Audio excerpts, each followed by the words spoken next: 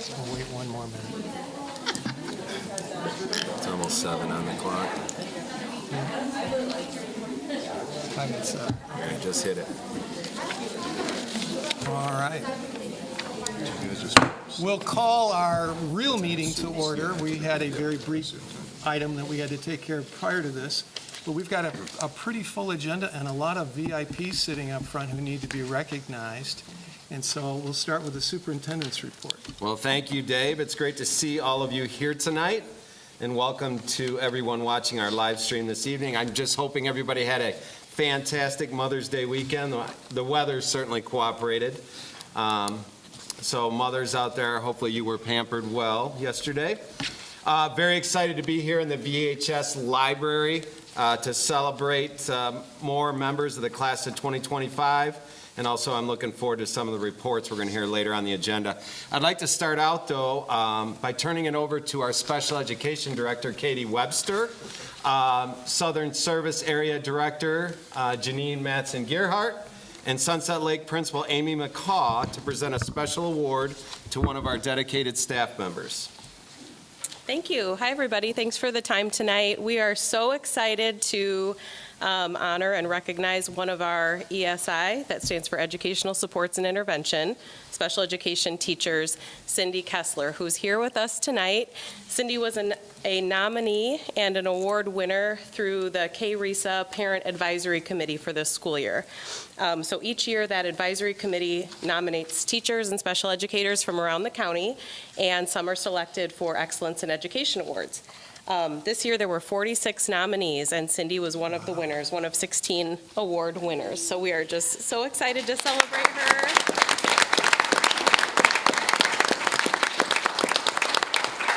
So we'd love to hear a little bit from her principal, Amy McCaw, about just the impact she has day in and day out at Sunset Elementary. Yeah, I am so excited and honored to be able, it's so deserving, because Cindy is an outstanding, remarkable impact that she has made at Sunset Lake Elementary since 2017 when she came. She came to me and they were moving to Vicksburg, and she was enrolling her two children, and she said to me, I'm going to be here. I'm going to be working here at Sunset Lake. And she did. She just knocked our socks off. And we were so glad to welcome her to our team in 2017. She exudes passion for education and helping students. She has a clear vision. She's unwavering with her positivity. So not only does she make an impact for our students, but the entire Sunset Lake community is so grateful for the work that she does in our building day in and day out. She has this way to ground her students with the belief in themselves. She has this mantra, you can do hard things. Mm-hmm. And that spreads, and I use that because of Cindy. I can do hard things. So she really gets the most out of her students. Her dedication, commitment, and genuine love, just the love for her kids, is just truly phenomenal. Her presence elevates not only her classroom, but like I said, our entire Sunset Lake community. It goes beyond just the classroom and the students she works with through all these years. The recognition is well deserved, and I am so proud to call Cindy Kessler ESI an honoree of the Excellence in Special Education Award this year. So thank you, Cindy, for doing all that you do at Sunset.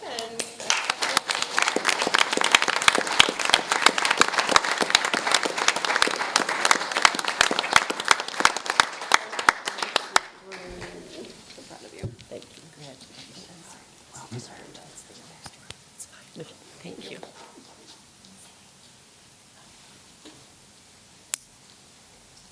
Well, congratulations, Cindy. We are so proud of you.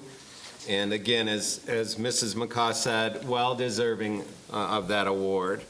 This time we're going to keep the positivity going. I'm going to turn it over to Vicksburg High School Principal, Mr. Brush. He's going to introduce the Kalamazoo County Career and Technical Outstanding Senior Award winners, as well as some other award winners here at Vicksburg High School. So, Mr. Brush.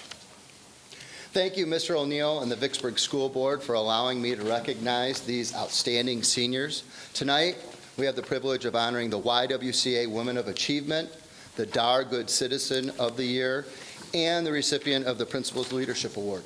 We are also proud to celebrate the exceptional accomplishments of our 2025 outstanding CTE, EMC, and EFA seniors, each of whom earned a scholarship at last month's Outstanding Achievement Awards breakfast.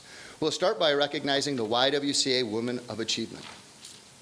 The YWCA Women of Achievement Award celebrates the outstanding contributions of women in our community who demonstrate leadership and service to the community. This year's recipient, Allie Spencer.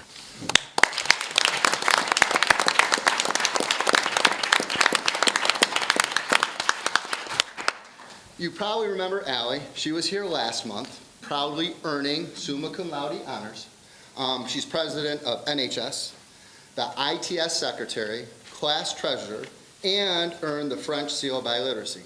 She also enjoys tutoring students in chemistry, English, and French. Tell us about that.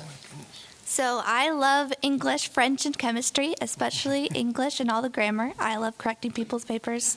But also, I like helping people and also like helping people in their classes because I think it's really important for them, and also I want them to succeed. And I normally help people in like tutorial at school or like after school sometimes or during lunch because that's the time when I'm available. So I like to help them and they tell me like, hey, I got an A on this assignment. I'm like, good job. And then they can go help the next person and the next person, and it's really great to see. On top of that, you own your own baking business. Tell us about that.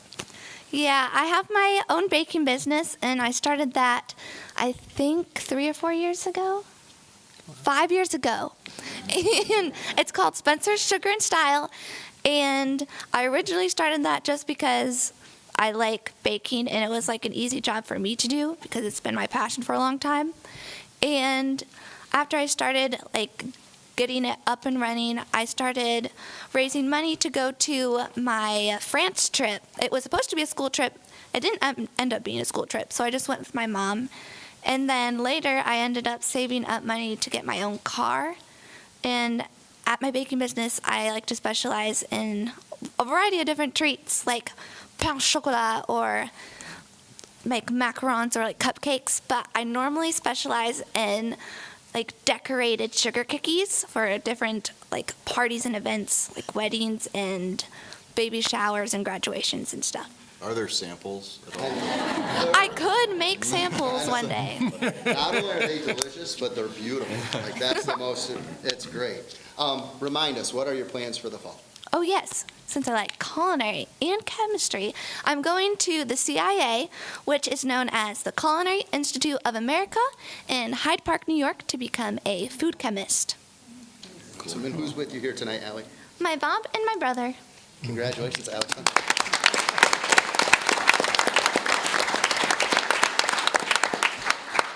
It is my pleasure to introduce the DAR Good Citizen of the Year. Each year, the Daughters of the American Revolution sponsor the DAR Good Citizenship Award. A senior selected by his or her classmates and faculty for this award. The criteria for the award are dependability, service, leadership, and patriotism. This year's recipient, Hannah DeVries.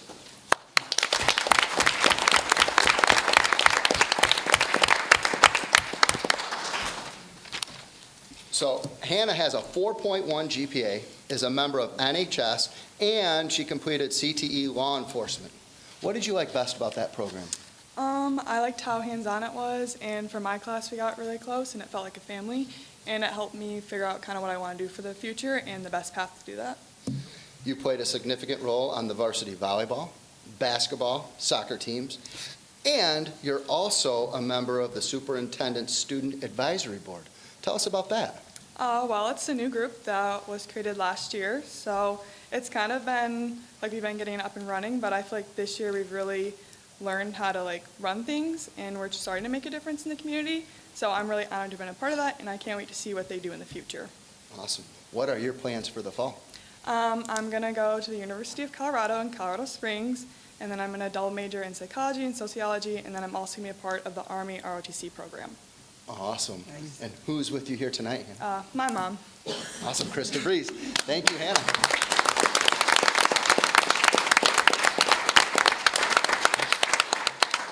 I have the honor in introducing the Principal Leadership Award winner. The Principal Leadership Award will be awarded to a graduating senior who demonstrates a commitment to making VHS a better place, demonstrates outstanding school spirit, and demonstrates high character and integrity on a daily basis. This year's recipient, Lila Quinn.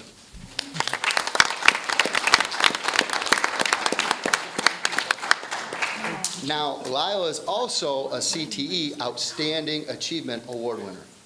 She was here last month, proudly earning her Summa Cum Laude honors, 4-year academic award winner, AP capstone student, and was recognized All-State in track 4 times and competitive cheer 3 times for her academics. You were selected as an outstanding senior by Kimberly Millen for your work in health science. What did you like best about health science?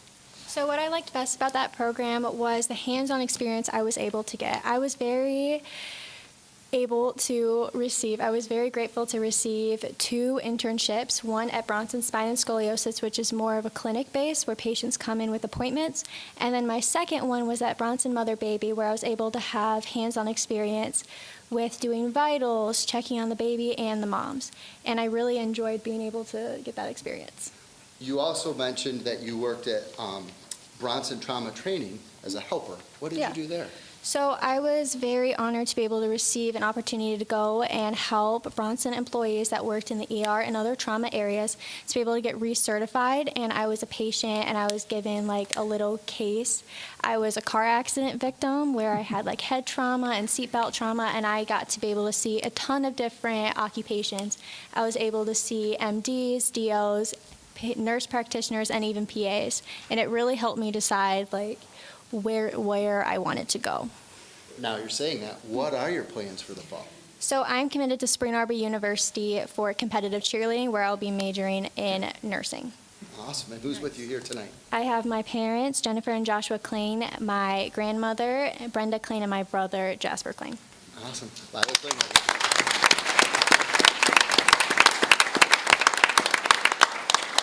Our next CTE Outstanding Achievement Award winner is Kaylin Brown.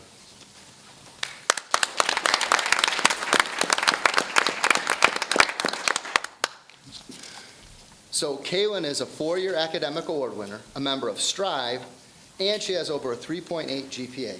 She was selected as an outstanding senior by Aaliyah Lavender for her work in cosmetology. What did you like best about that program? So cosmetology is definitely something that you have to be naturally talented at, and I felt that I was able to pursue that and do a great job in learning a bunch of different things that I've always been interested in as a child.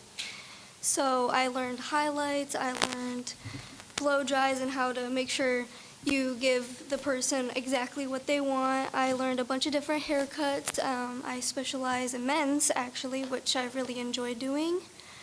And I just love the hands-on experience and learning to communicate with clients and, I don't know, just make people happy with the way they look. Awesome. You also enjoy golfing, painting, and then you do hair for family and friends. Yeah. So how busy were you like right before prom?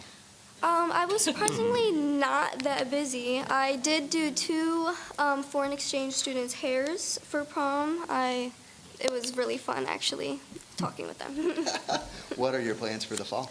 So I have applied for KVCC for business classes, which will help me in my future because I plan to own my own business far, far in the future. But as a cosmetologist, you rent a booth, so you have to learn how to manage money. And I also took some wellness classes to help with myself and others because most hairstylists are considered therapy. Awesome. Who's with you here tonight? My supportive father and boyfriend. Awesome. Kaylin Brown.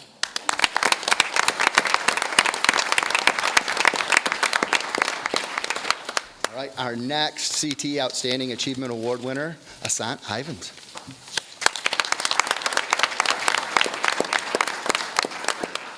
So Ace is a Strive student, also a member of SAS and the tennis team. He was selected as an outstanding senior by Greg Mills for his work in computerized manufacturing. What did you like best about Mr. Mills's class? What I liked about Mr. Mills's class was the nice characteristics of himself and the class in general. I liked the hands-on work as well as learning about the computers on how to do CAD and CAM and stuff like that. Awesome. You also mentioned you enjoyed the Senior Day of Service project. Where did you work? I worked at the fire station washing the fire trucks. Oh, great. Nice. Now, Ace, what are your plans for the fall? My plans for the fall are to go to KVCC, which I've been accepted, and I've got a few of my classes already set up. I am planning to do welding and electrical. Awesome. And who's with you here tonight? My lovely Aunt Melissa over there. Awesome. Ace, Ivan.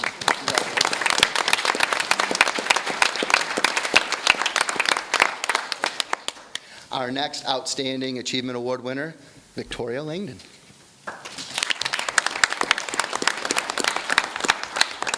So Tori is also a summa cum laude recipient, a four-year academic award winner. She completed 9 AP courses at VHS and is an active member in DECA, Model UN, ITS, NHS, and Student Senate. She was selected as an outstanding senior by Justin McDonald for her work in marketing and Troy Smith for her work in film and video. Part of marketing, you participated in J.A. Titan. Tell us about that. Well, J.A. Titan is pretty much a web computer type game where you sell phones, and then if you don't sell phones, you lose. I didn't lose, which is good because I got to go to a college and then do that professionally. So I got to miss a day of school and sell phones. And then I lost, but it was still fun. Also, film and video. What was your favorite thing about the film and video class here at VHS? Generally just filming and making videos, so all of it. I love planning and finding actors, scripting, and editing, even though everyone hates editing. I don't hate editing. And I don't know, I just making something creative and then like being able to show people that you made something creatively is just really cool. Awesome. So remind us, what are your plans for the fall? I will be going to Calvin University with a major in mathematics and a double minor in theater and film. Awesome. Who's with you here tonight, Tori? My parents, Susan and Thomas Langdon, where are they? They're over there, okay. Awesome. Congratulations, Tori Langdon.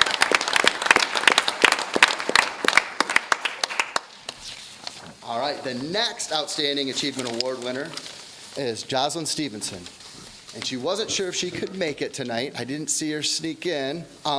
She took 6 AP classes at VHS and was involved in CTE for all 4 years, which is amazing. She told me she loves agri-science.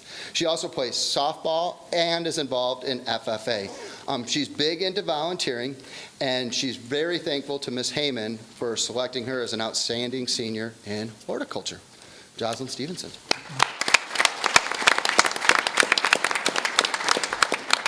Our next CTE Outstanding Award winner, Lucas Treemstra.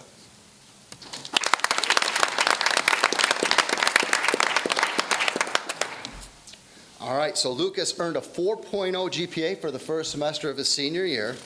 Also loves choir, snowboarding, gaming, and airsoft. You volunteer at the Gingerman Raceway. Tell me about that. Yeah, so my grandpa is a starter for a lot of tracks around America, well, near Michigan at least. And he got me into working at some racetracks last year. So this year, I decided to go with him. It was probably 2 weekends ago, actually. I worked at Gingerman as a corner marshal, flagging cars and doing all of that. Awesome. You were selected as an outstanding senior by Greg Mills for your work in mechatronics. What do you like best about mechatronics? I really love the hands-on work, working with all the CNC machines. Mr. Mills was a great teacher. He's not graduating. He's retiring this year, so I don't know. I love the class. Awesome. What are your plans for the fall, Lucas? I'll be going to KVCC for automotive with a scholarship that I got a couple weeks ago. Yeah, awesome. And who's with you here tonight? My dad, Brian Treemstra. Awesome. Congratulations, Lucas.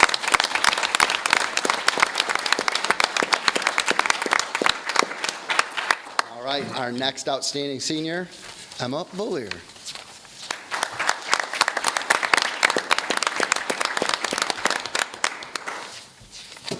All right, so Emma is an academic award winner who plays varsity tennis and volleyball. What's your favorite sport and why?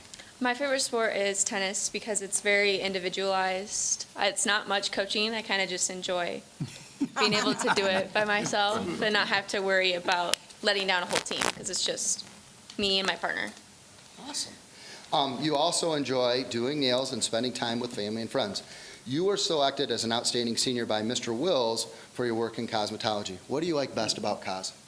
I like best about cosmetology is that it's hands-on, but it's also set me up for my future. I was able to get schooling for free, and now once I graduate high school, I'm able to just go straight into my career.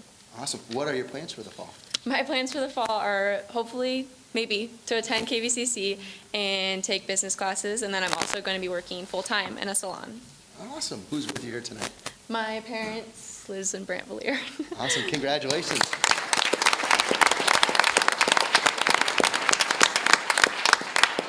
Our next outstanding senior, Corinne Wilson.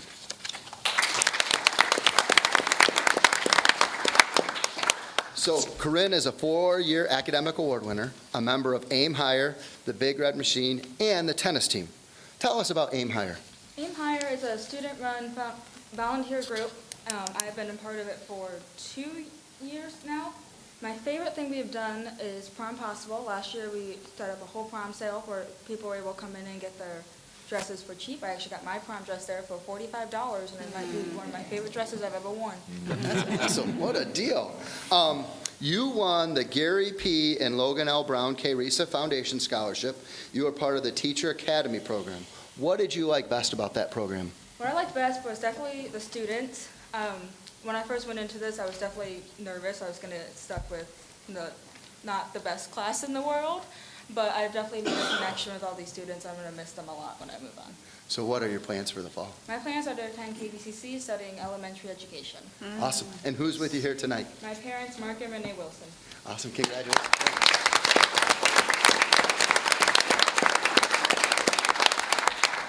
All right. Our next outstanding senior, Brady Young.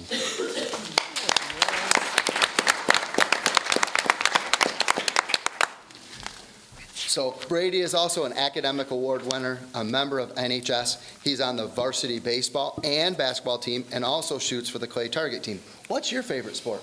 My favorite sport is definitely baseball. I've played it my whole life, and growing up with my brother who also played, just playing with the ball in the backyard, and I've met some great people and made some great memories. You were selected by Mr. McDonald for your work in accounting. What did you like best about accounting? Well, Mr. McDonald is a very intriguing guy. He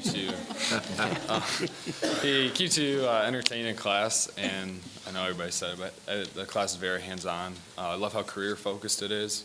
I feel like it set me up for a good idea of what I want to do when I'm older. Awesome. So speaking of that, what are your plans for the fall? I'm committed to Saginaw Valley State to play baseball, and I'll be studying business management. Awesome. And who's with you here tonight?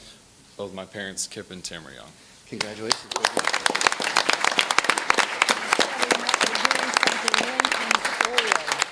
Now, Adelia didn't sneak in. No? All right. So 4-year academic award winner, member of NHS, ITS, and the Big Red Machine. She was selected by Ms. Shelton for her work in culinary arts. And so we're wishing she could be here tonight, Adelia Zoller. I'm now going to turn it over to Ms. Luke. Oh, shoot.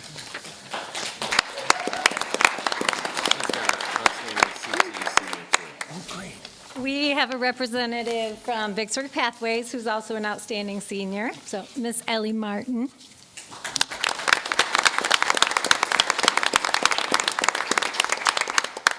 We love this part, right? Yeah. Ellie was nominated by Dr. Noreen Heikes. She started in agri-science last year, spent lots of time hanging around the vet science program, hoping that she would get into that this year, and she did. So she completed the vet science program. She went to the HOSA competition and got what place? Fourth place. Fourth place at the state competition in the area of vet science, Yeah. right? The category of vet science. You organized something for the CTE vet science program. What was that? I ran our kitten foster program this year, and I got all, I think 6, 7 of them adopted out, which was really nice. How many were at your house? at one time. Only 3. Yeah. And before that, you were volunteering where? Sometimes at the Animal Rescue Project, but mostly at the SPCA. And currently, you are working with some dogs at, I can't pronounce the name of this kennel. Derspina Kennels. Derspina Kennels. What was your favorite thing about vet science? I really loved, again, how hands-on it was. We did a lot working with animals, and I actually got to intern at a clinic for 1 semester, which was very nice. And you're heading somewhere with that program this summer? Oh yeah, I'm going to Girl. I'm going to Africa this summer to work with animals out there. So hopefully, I know Dr. Hickes has sent me pictures of elephants and her. It will not surprise me if I see some pictures, but probably cats and dogs will be around you for the rest of your life too, I would think. So, Miss Ellie Martin.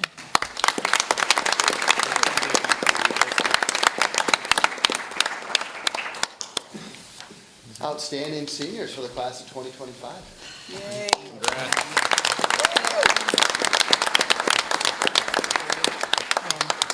Congratulations to all of you. I'm really impressed by the breadth. I mean, you do everything imaginable, things I know nothing about.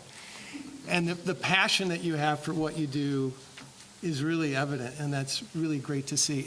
I know as a parent, and I think also as a board member, when we see people find their niche in the world, it really is a great feeling. And to any way that we could help you as a school to get there. And it's really neat to see how many different things you've been able to explore and to come up with. And you're very impressive. Now, I understand some of you may actually have to attend class tomorrow. This doesn't get you out of that. But rather than make you sit through the whole meeting, maybe we can take a short break and we can shake your hand and then you can get home and go to bed or study or whatever you have to do, okay? Yeah, seniors, I'm going to have you follow Mrs. Ponton for a group photo. Thank you, everyone. Congratulations. So we'll just take a short break.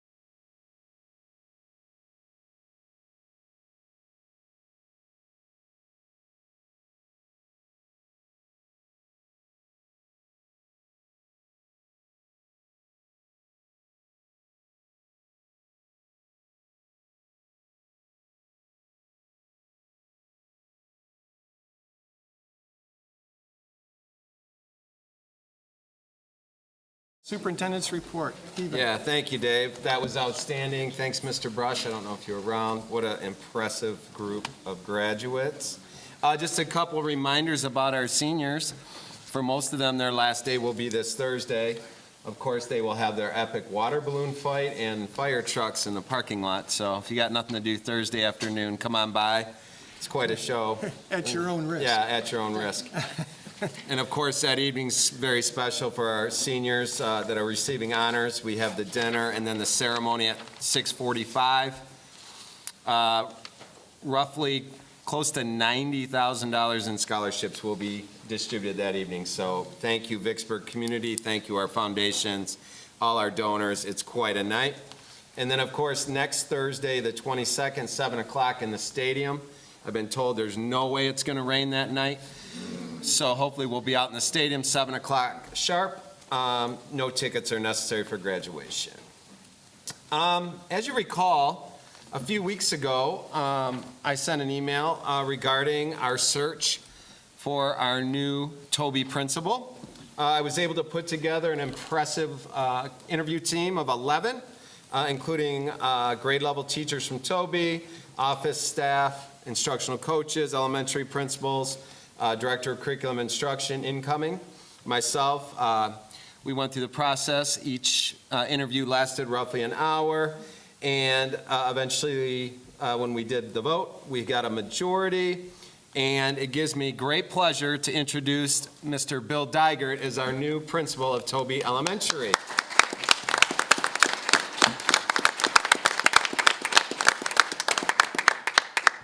Bill comes with a wealth of experience at the elementary level his whole career, and plenty of years as a leader of elementary schools, most recently in Bloomingdale, at Bloomingdale Elementary. We're super excited about Bill's leadership, his passion, and what he's going to bring to the Toby community. So once again, if we could welcome Bill Dygert, I really appreciate Bill coming tonight.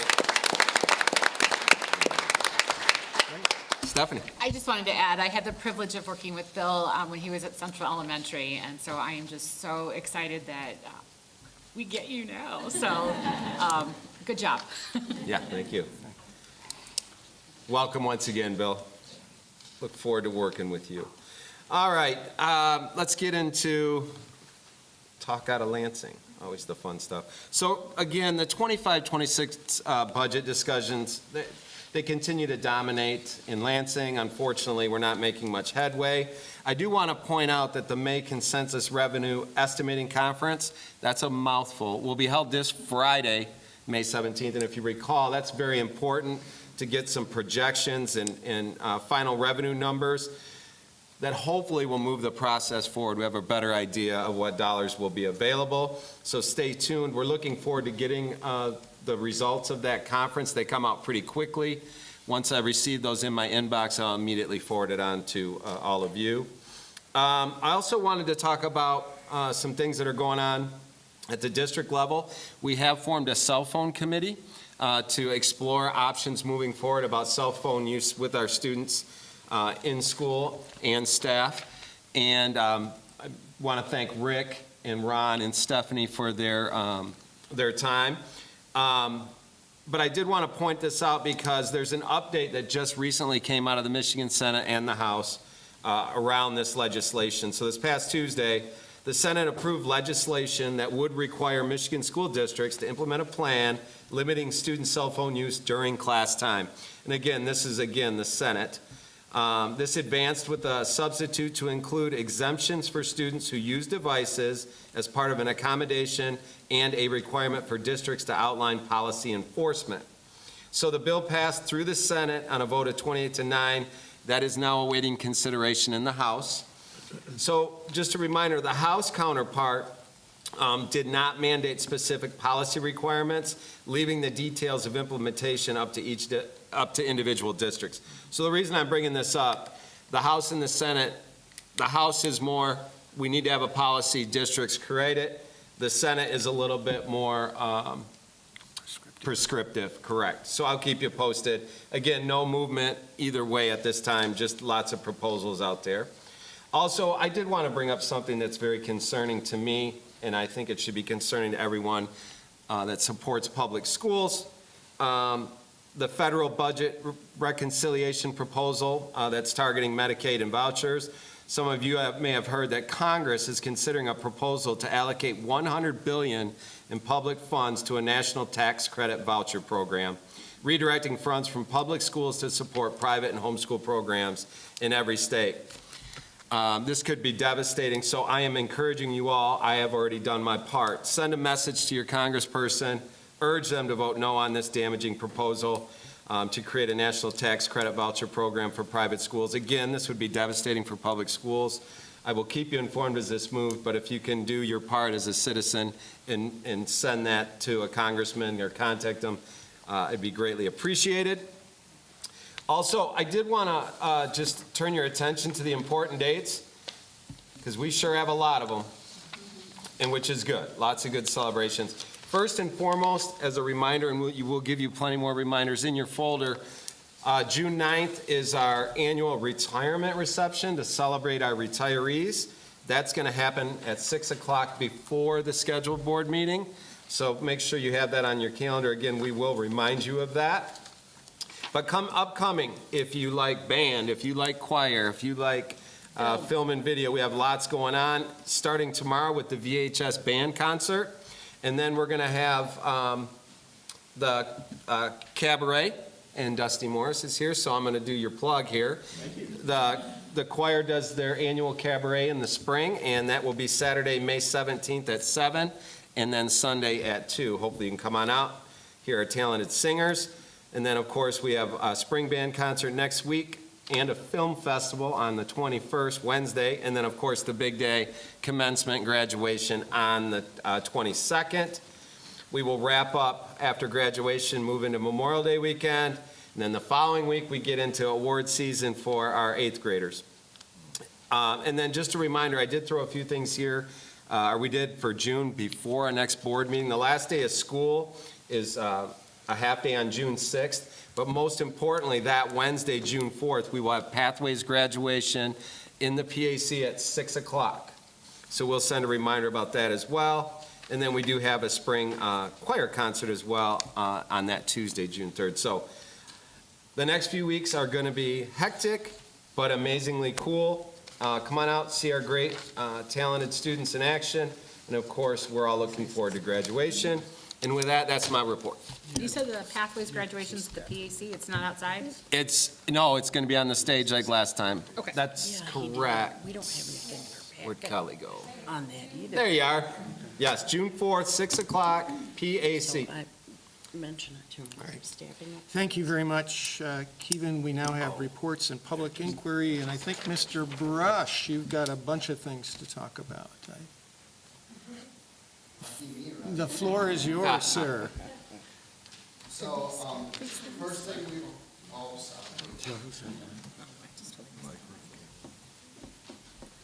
So, I know Allie Lammers and Jenna Kahn have reached out to you, and they're talking about the trip to Costa Rica this summer.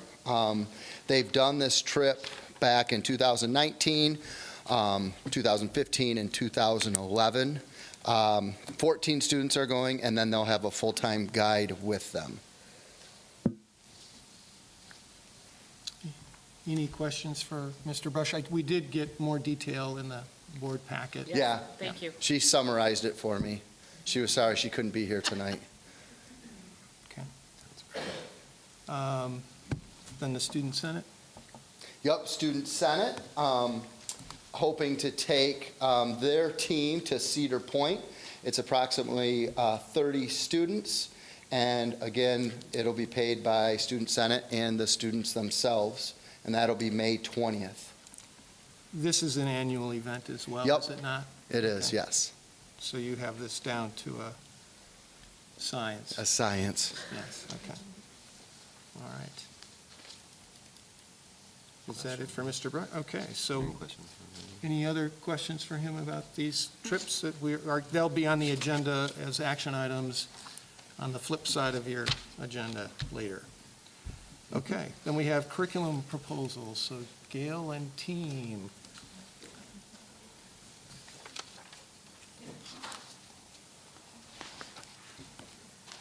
I realize I forgot my computer, so I didn't have any of the details. Actually, so I know better I know. Good evening. Thank you, Dr. Schremer. Yes, super excited. We have a variety of proposals to bring to you for your consideration and hopefully approval by the end of this evening. Just a reminder that we do have a comprehensive process we've been using for about 10 years to anytime we're adopting a new textbook or making major revisions to any courses or proposing new courses. It goes through a process that we call the course design review proposal process. And it's typically a 2-year Phase 1 and 2 is in the first year, and Phase 3 is in the second year. Sometimes we expedite that in the case of one of these proposals, actually two of the proposals, in that we decide that we have a need, either our students' needs or our staff needs are a little higher, and so we need to expedite and do all 3 phases in one school year. We start by looking at what is expected of us in this process, so we look at federal, state, and local expectations, including standards, laws, board policies, and the expectations that we have of ourselves. And then we compare where we are. So we evaluate, we look at our data, we look at our teaching practices, and we compare where we are to where we want to be and where we need to be. And that's phases 1 and 2. And then phase 3, we look at either refining our practice, so spending some time and allocating time for teachers to refine the practice, or reviewing, evaluating through a formal process, resource for consideration for implementation the next year. So when you see the proposals, it means that we have decided that we need a new resource or a new course to fill an identified need. And so this evening, we have, like I said, 3 proposals for your consideration that have been identified as a need in our district. So first up is our ESI team, our secondary ESI team. So we went through the process this year, and they're here to propose to you a resource called Teachtown. All right, so I'm Christina Spanning. I'm an ESI teacher at the middle school. And I'm Leslie Busher, also ESI teacher at the high school. And we came together because we lacked any real resource that was standards aligned in the secondary realm of special education, especially that was appropriate for middle schoolers and high schoolers. So we went through the process, and we were one of the ones that were a little bit of expedited because it was just lacking for us. So we really needed something that aligned with alternate standards, supports life skills and transition goals for specifically high school students, but also middle school students, is age appropriate and engaging, and includes built-in progress monitoring and reporting tools. So we went through the process, and we found Teachtown, which we all across the board, there's 3 of us from the middle school, 4 from the high school, and we all just felt like this could meet the needs of our students. It met all of our criteria that we set forth, and we're just really excited to get going and learning about it. So Teachtown is standards-based. It was created by special education teachers seeing this missing component of our teaching, and it has differentiated lessons in English, language arts, math, science, social studies, and life skills, along with a whole transition proponent as well. It provides digital and physical copies of everything, gives us manipulatives, and has built-in progress monitoring that we can use to guide us in the IEP process as well.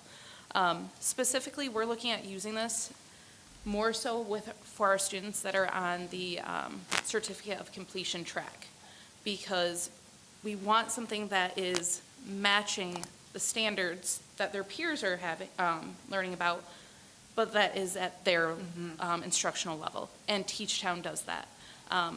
We got to witness a book about, I know we saw Beowulf, just titles that they read in high school, and they differentiate it down to 3 different levels. One that somebody reading at a kindergarten level could read, but it's still Beowulf. There's a level 2 and then a level 3. So it's so neat that we could actually provide these things that are age appropriate to our students. So I know you guys have our proposal as well, I believe. Do you have any questions? Are there other districts locally that use it, or did you guys talk to other districts that use it? Or? We do. We have talked to them, yes. Yeah. I think Portage uses Teachtown, at least part of it, yeah. I'm going to leave that to Katie. Yeah, Portage and elements of Teachtown were also used by Woods Edge Learning Center. Oh, well, there you go. Gold standard. Thanks. But yeah, we incorporate that as a part of our review. Assessment, yeah. Feedback from other people. Great. Who are actually using it, not just the. Yeah.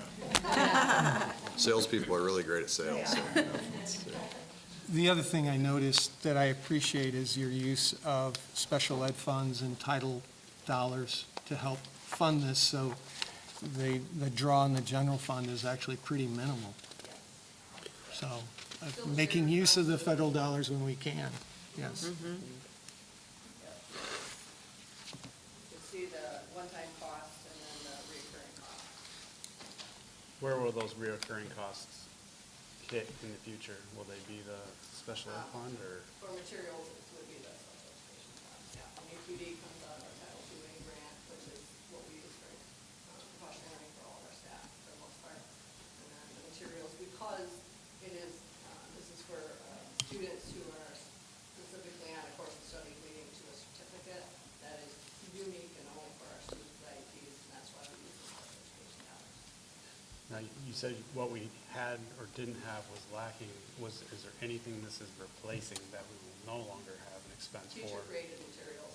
So one of our commitments to our teachers is to, whenever possible, eliminate them creating the materials so that they can spend the time really looking at how do we individualize the resource for our students, who really focus on student learning versus the creation of materials. We just don't, and, you know, as a former special educator, you don't always have things that can fit a broad audience, and Teachtown really did that for us. That doesn't look like a child, like, it's not childish. This is actually appropriate for secondary ESI students. We looked at 5 different resources. 2 of them were comprehensive. The other one that we did a deep analysis on really was multiple products that they put together as one, versus Teachtown is one whole resource that's not split out. So it just made a lot more sense. And the other one was, like they said, the graphics were pretty immature, not developmentally appropriate. great. Any other questions regarding that proposal? Do you want to do the other one, Gail, or? Yeah, we're done. You good? Okay. Thank you. Thank you. Oh, Thank okay. you. All right, sorry. Okay, we're going to do it in order? Okay, all right. Now I'd So like Adam, to you're going to handle the next one? I'm Okay. going to introduce to you Mr. Adam. This is our high school principal, Adam. And he is going to share with you about Rock Ride. My mom's probably online right now just loving this, right, you know? Reps. So, you know, we're building the center right at 94 and Sprinkle Road, and we, at the high school, were worried about elective classes. And so this is a sports officiating class that students can take, and it offers certification in baseball, softball, basketball, wrestling, football, volleyball, and soccer. We piloted it this year, and it was very successful. So you may have seen some of our high school kids officiating middle school games and at the courthouse and at My Way wrestling tournaments and everything. It's great. They get to earn extra money. There's a shortage of officials, and a lot of them are athletes, and so they become better, I would say, athletes. They're more coachable. You know, they all blow a call every now and then, and when families get on them about a bad call, it kind of reminds them when they're playing the game, oh, maybe people do make mistakes. And so it's been great. Our numbers have been high. We've had multiple kids get certified in multiple sports where they're making extra money. They wouldn't ref necessarily high school sports. They'd start middle school and elementary, and then once they graduate from high school, if they wanted to start working high school games, they could do that. Does this use the virtual reality? Yeah, so like for Okay. one of the big components is for football. You can't kickoff team. So you've got 11 guys on the kickoff team, 11 guys on the receiving team.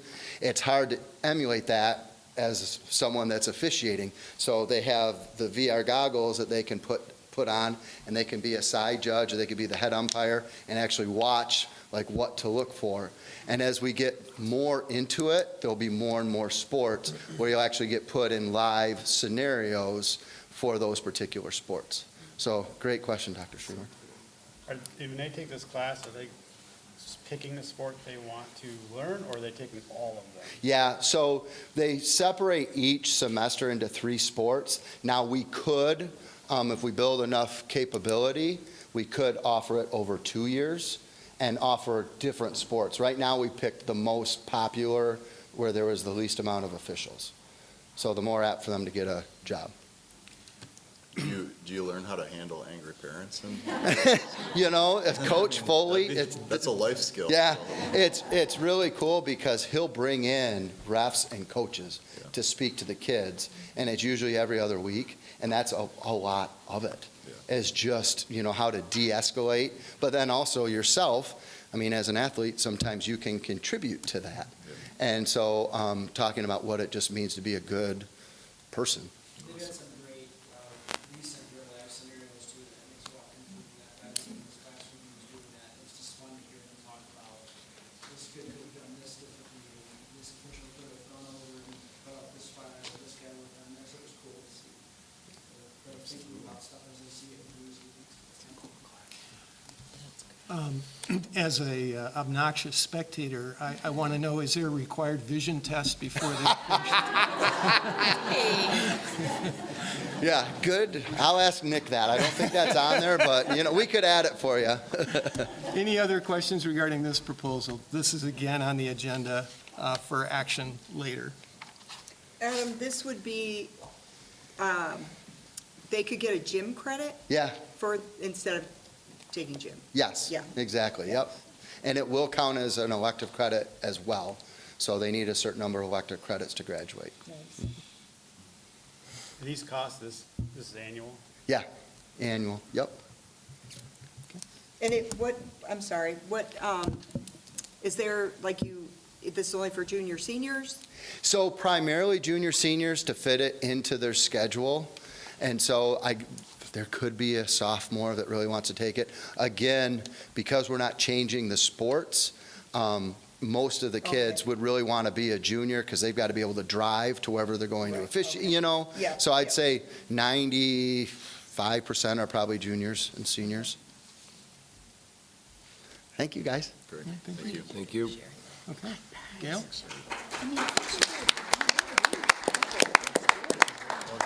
Great idea. Okay. Thanks. I'm Angie Spanik. I'm the secondary MTSS coordinator. Hi, I'm Laura Chang. I'm an instructional coach and K-5 ELA coordinator. So we're here to talk about our universal screener assessment that we give 3 times a year to students. And we got a group of teachers, administrators, coordinators, coaches together to kind of look at what we're currently using, which is the Renaissance. We came up with a tool that we developed, the Benchmark Assessment Evaluation Tool. We have the CDR process, but we did not have a process, and really nobody had a process for evaluating universal screeners. So we came up with a tool, and we analyzed several different areas, and we had non-negotiables. So if it did not meet these non-negotiables, we just stopped and didn't even continue. It needed to be standards aligned, valid and reliable, and we need to look at usability. We also then, once we decided those met or did not meet, we also have additional characteristics such as how is this providing support to families and teachers, and how well will this assessment fit with our district's priorities and the capacity it would require from our staff, finances, infrastructure, and how would we use this to best help student growth. So like the other ones, we started with 5 different universal screeners. We talked to different districts around the area to get a list. We looked through, after analyzing and looking at research and reviews, we narrowed that down to 3. 2 of them did not meet those non-negotiables, so we went to look at these other 3. So we really analyzed the Renaissance that we're currently using, NWEA MAP, and then the iReady assessment tool. And after looking at iReady versus, Renaissance and also NWEA, we thought that iReady would better meet our needs as a district. Some of the different changes that would come with iReady that we do not currently have with Renaissance is, this is It's an increased rigor and engagement with students. We're asking them different ways to answer questions, getting them thinking a little differently than just multiple choice, here are 4 different answers, pick one. So they really have to put in some more of that, question structures, and we'll help them better, high school, later on in life, taking tests. It provides additional instructional supports to teachers, including planning for lessons, supporting small group instruction, and a little bit more about that too. Yeah, one thing we found, with our current benchmark assessment, we have students take the assessment, teachers analyze the data, and then teachers work collaboratively to fill in the holes, the instructional holes, to provide support that students need. But the team really appreciated the clear alignment with this benchmark assessment. Teachers give the assessment, students take it, they analyze the data, and instructional strategies are aligned with our K-5 ELA resource from Curriculum Associates.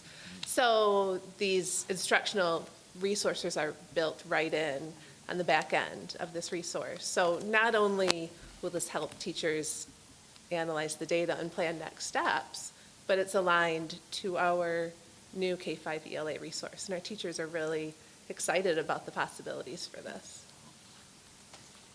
This is also just a one comprehensive assessment, currently with Renaissance for K2,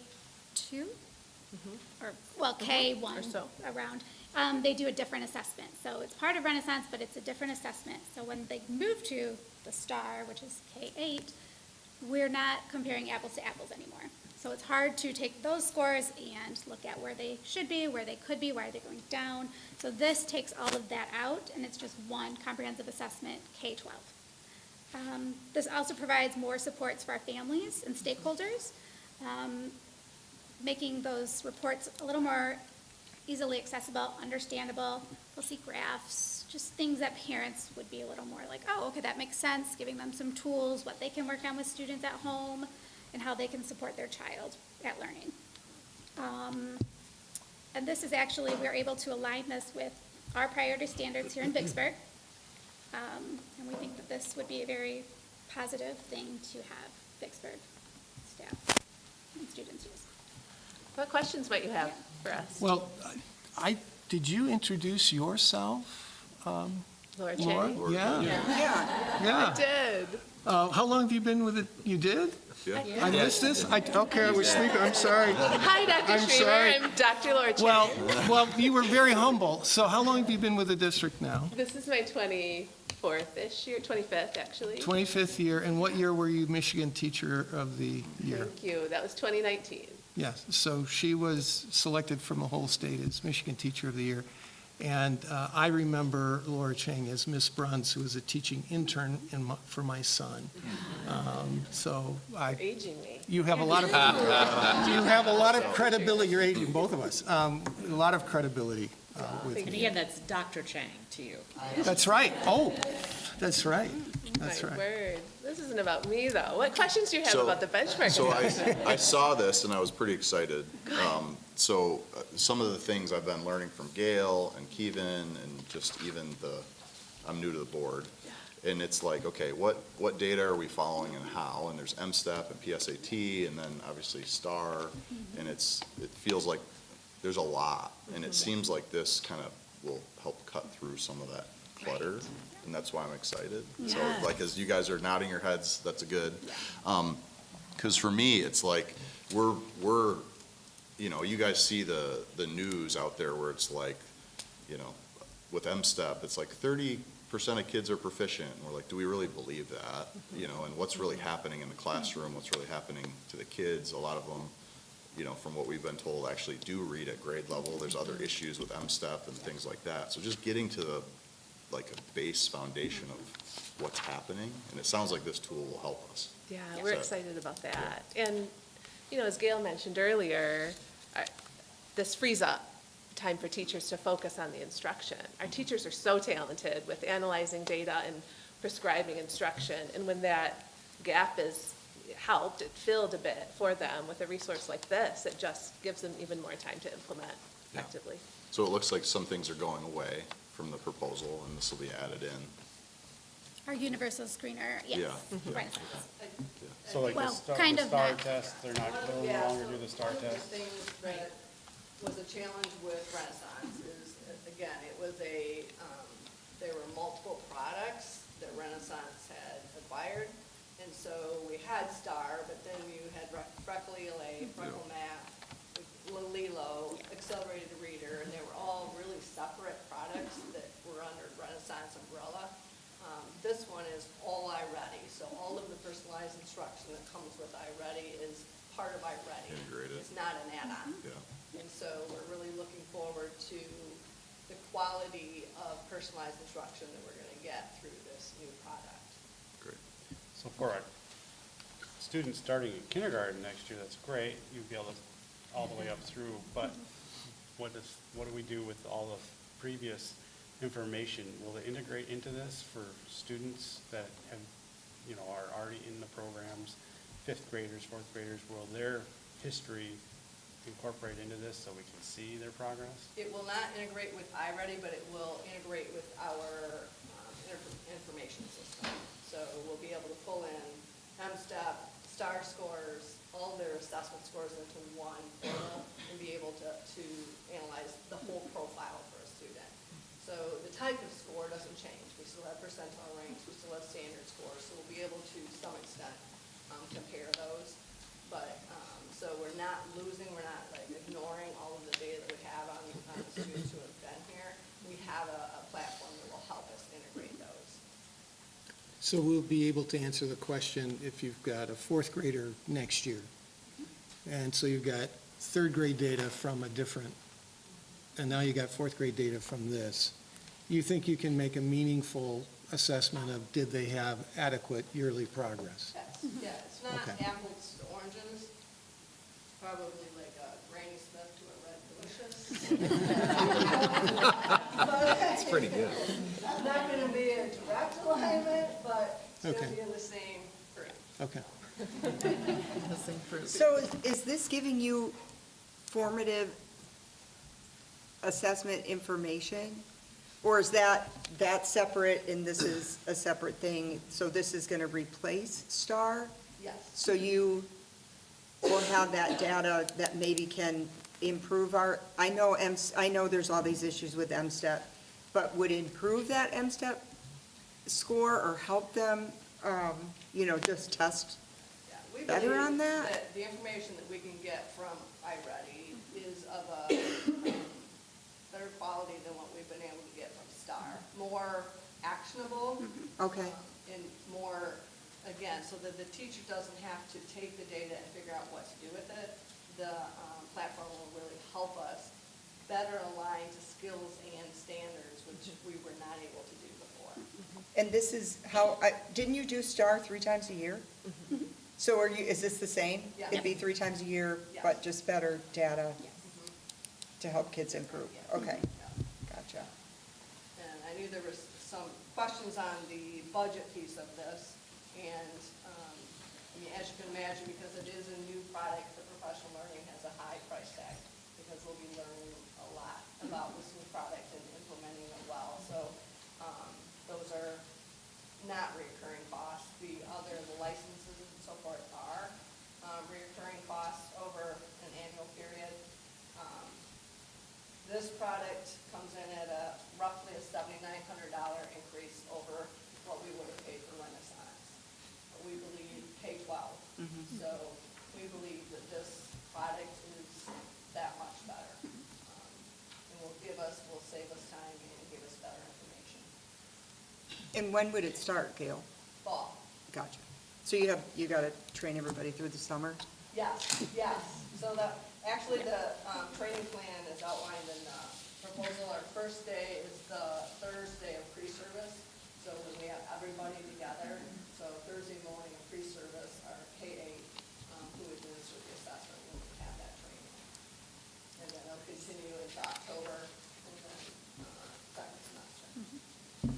Have they indicated like how long of a ramp-up period it is to get proficient at this tool? I mean, a lot of times these things have a lot of options that it takes time to really master them all. So in the first year, are we anticipating maybe a step backwards in what we can offer, and then as we get more proficient at it, or are we? At least based on, so they've been, I have to say, this is the best customer service we've had in any product that we've worked with. So they've really partnered with us. Based on what I've talked with other people as well as with the company, the biggest lift is for what will be for our interventionists and coordinators.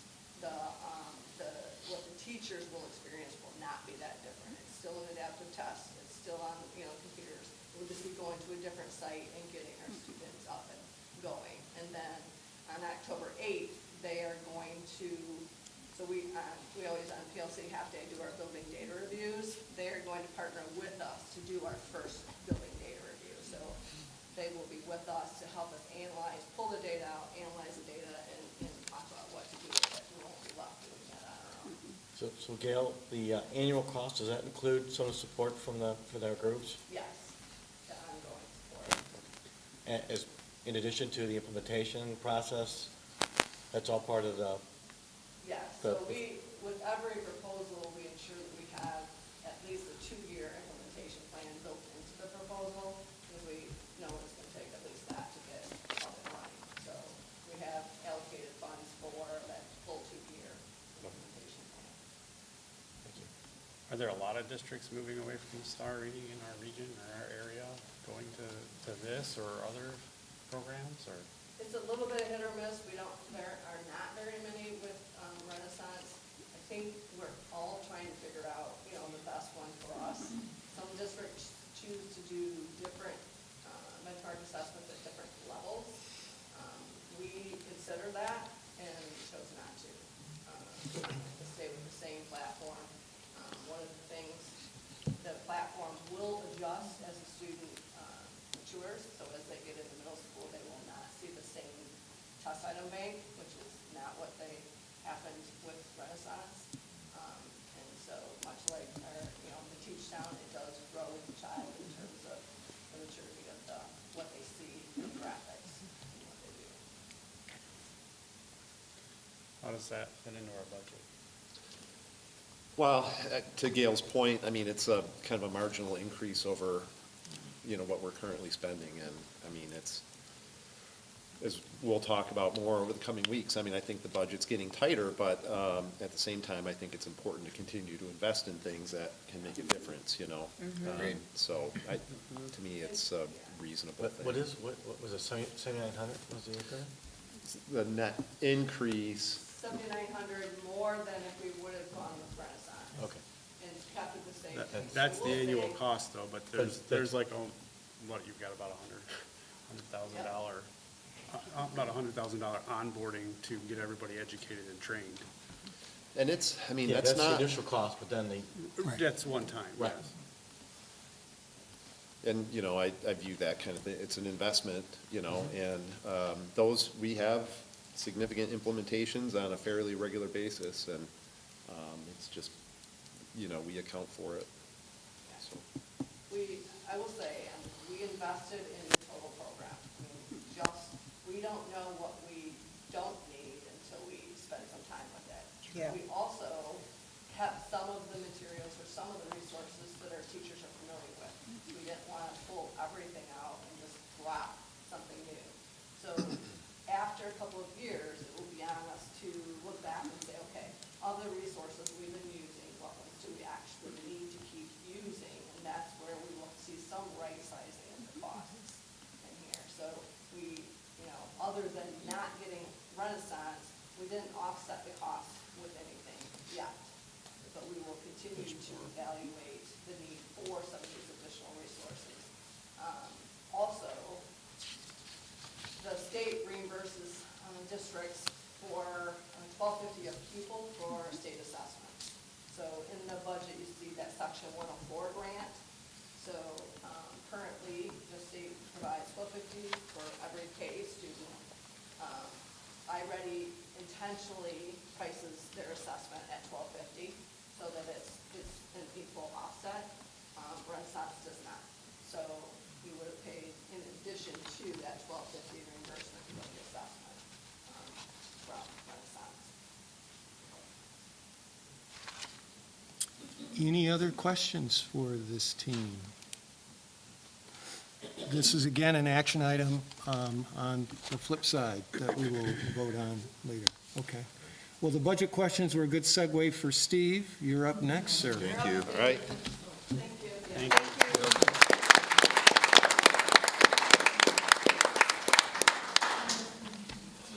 Okay, well, I've got a number of things on the agenda this evening, but each of them should be pretty brief, so I'll move through as quickly as I can and answer any questions as they come up. I'll start with the monthly budget progress report, and this is through the end of April. I'm going to just touch on the highlights here. Year-to-date, total revenue came in at $26,345,977, around 72% of the original budget. Talk more about the budget when that item arrives on the agenda. On the expenditure side, total instructional expenditures, $14,773,000, are just about 70% of the original budget. Support services came in at $11,910,279, or about 81% of the original budget. You can see a breakdown there for athletics at $545,000 and community services at $490,000. And so total expenditures year to date, $27,719,976. And you can see that that represents, on a year-to-date basis, more or less using the cash basis, a drawdown of about $1,373,999. I think we've talked quite a bit throughout the year about the comparisons and some of the timing differences and just some of the changes that have come through that'll be reflected in the budget amendment. I'd just point out that, we're at that point where that shortfall tends to get smaller, and you can see that over the last several months. I mean, if I go back, I won't have this exactly right, but I mean, there was a point where that shortfall, I believe, was over 4 million, and it, we tend to hit kind of a low point around December, January, and then things start to reverse a little bit. And so I would expect this to kind of continue.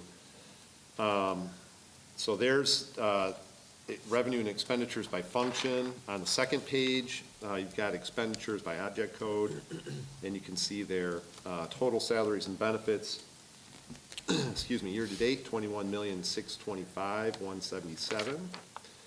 Below that is a breakdown for purchase services, supplies, capital outlay, and other. Any questions on that? I know I went through it pretty quickly, but if there are any questions. If not, then second item, I'll just point out that various reports with our cash disbursements, ACHs, wire transfers, purchase card disbursements are included in the packet. I'm not going to go through those, but hopefully you've had a chance to at least look at those. And as always, if there are any questions, feel free to contact me directly. Third item, investment update. Included in the packet is a summary of the district's cash and cash equivalent investments. I'll say cash equivalent investments. This does not include normal demand deposit accounts like checking accounts. Total investments district-wide at the end of April had a market value of $16,074,825. Majority of that, the vast majority of that is, restricted for various purposes. The first two, we've got building and site funds that total, just in very round figures, 22 building and site fund still has just under 3.2 million. The 24 building and site is 6,670,000. So we're just, below 10 million for those two bond funds. Debt retirement dollars, we have invested at just over 1.1 million. And then finally, the general fund, you can see that we continue to have a decent investment balance there at 5,128,000. Like we've been talking about, interest rates continue, they haven't come down as fast as projected, 6 months ago or a year ago. But they continue to, those liquid rates continue to just tick down ever so slightly. And if if you follow interest rate futures and that type of thing, it, you know, it's starting to look like there may be, you know, the market at least expects there to be maybe 2 cuts yet this year, so I guess we'll wait and see on that. So that's just something that we'll stay tuned on. In the meantime, you can see that there's a summary of investment income year-to-date and for the month, and so we continue to be pleased with the additional revenue that we're generating, although a lot of it is restricted, but in every case, those dollars help everything that we're trying to do. So we took in district-wide on these accounts almost $57,000 for the month of April, and then on a year-to-date basis, you can see that that totals $732,000. So any questions on that? All right. If not, every year for probably the last 15 to 18, I don't remember the exact year this law came into effect, but there's a requirement that the intermediate districts submit their budgets to their constituent local districts for review and the passage of a resolution to either support or disapprove of the ISD's budget. You know, kind of in past years, this, like I've said, it's kind of an awkward requirement. We really don't have any authority over KRESA at all. So if we disapprove of their budget, that doesn't really carry any water, doesn't really have any effect. But, you know, I would like to point out that we have a tremendous working relationship with KRESA. They're a professional organization. We trust them to do their jobs, and, you know, we do have an opportunity, you know, we meet monthly, the business officials. There's a constant dialogue there. You know, I won't go through the memo that's included, but I think the memo does a good job of laying out their primary assumptions. And, you know, from my perspective, it's, you know, it's hard to view it as our role to be the oversight for KRESA, but I have a lot of trust in the team there and the work that they do, and, you know, so my recommendation would be that the board, you know, pass the resolution supporting their budget. And certainly if there are questions, I'd be happy to relay those or attempt to answer any ones that I can, but I don't think we need to spend much more time on it than that. So any questions on that? All right, if not, then make sure I haven't missed anything here. The annual public hearing. Yes, yeah. It's the meeting that everybody looks forward to all year long, and then they dread it and suffer through it. But we would like to request to set the next regularly scheduled board meeting, June 9th, for the annual public hearing to discuss the budget. It'll be amendment to the current year budgets, and equally importantly, it will be the projected budgets for next year. And there are a lot of it, we'll talk from a pretty high level about that, and we'll talk about the primary assumptions and kind of the big picture. Obviously, there's, you know, there's some significant assumptions that go into that each year, and then at the time we pass that budget, we don't know what those are going to be, but, you know, we use the best information that we have available. So, you know, the primary assumptions will be, what is our pupil count? What does our enrollment look like? Followed by, what is the per pupil funding? And so we'll start to hopefully get some clues about that after this Friday's revenue consensus conference. And as always, you know, staffing costs are over 80% of the general fund budget, and we have contracts that'll be negotiated. You know, scheduled increases and that type of thing are easy to account for, but there's, you know, been a significant turnover in terms of retirements. We'll see where people come in. We'll have to see how the collective bargaining process goes and see what those compensation levels end up at. So there are a lot of moving parts and a lot of big assumptions, and I would say maybe kind of a fourth area of concern, increasingly over the last few years, would be just what kind of wrinkles will be in the school aid budget. You know, if you think back to last year, and there seemed like a pretty clear path between the governor, the House, and the Senate. I think everybody felt like we had a pretty good sense for what the budget would look like, and literally overnight, it changed dramatically, you know, and so, it's just, you know, that in recent years, there's been a real proliferation of different sort of pet projects and categoricals with obscure requirements, and so it's hard to know until the state finalizes what the budget's going to be, to really know what the resources are going to be and how we're going to have to use them. So that's just something to stay tuned for, so. Steve, can I back up to the K-RISA thing real quick? Is that Sure. Okay. Just, is there like a dashboard for ISDs that you actually know how your ISD's performing versus other counties? So I can't answer that off the top of my head. I know that they, you know, like public schools do have transparency requirements, and I believe their financial data is readily available out there. Yeah.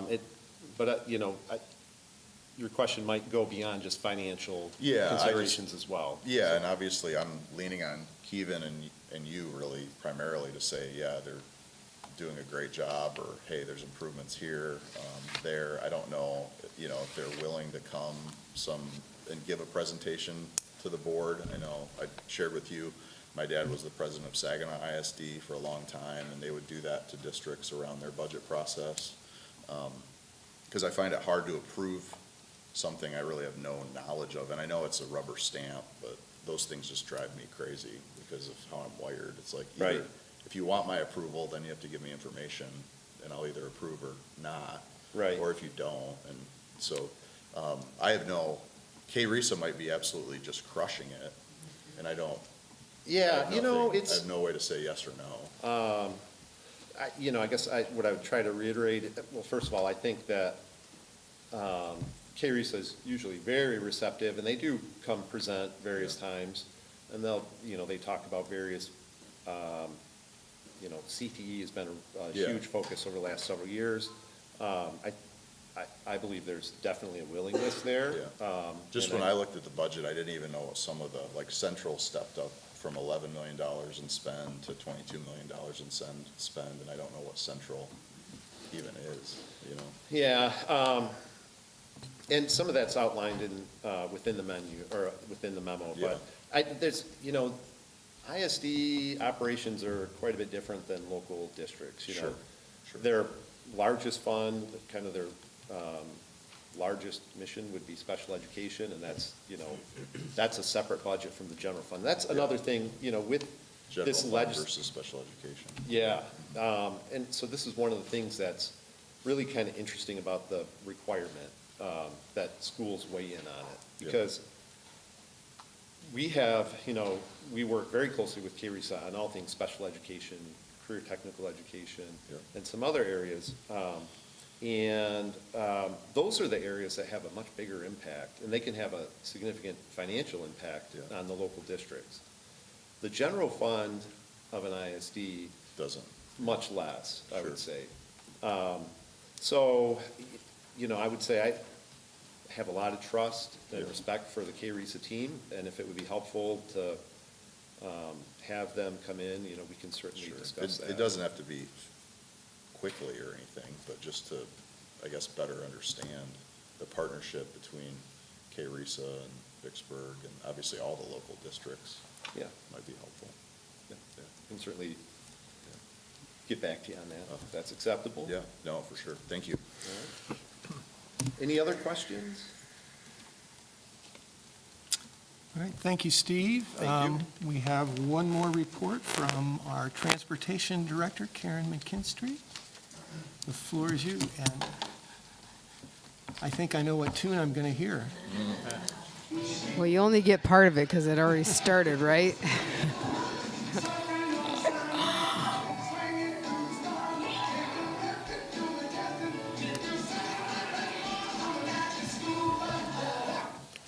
Okay, well, my goal tonight and my report is to help you understand that we really do have magic school bus drivers.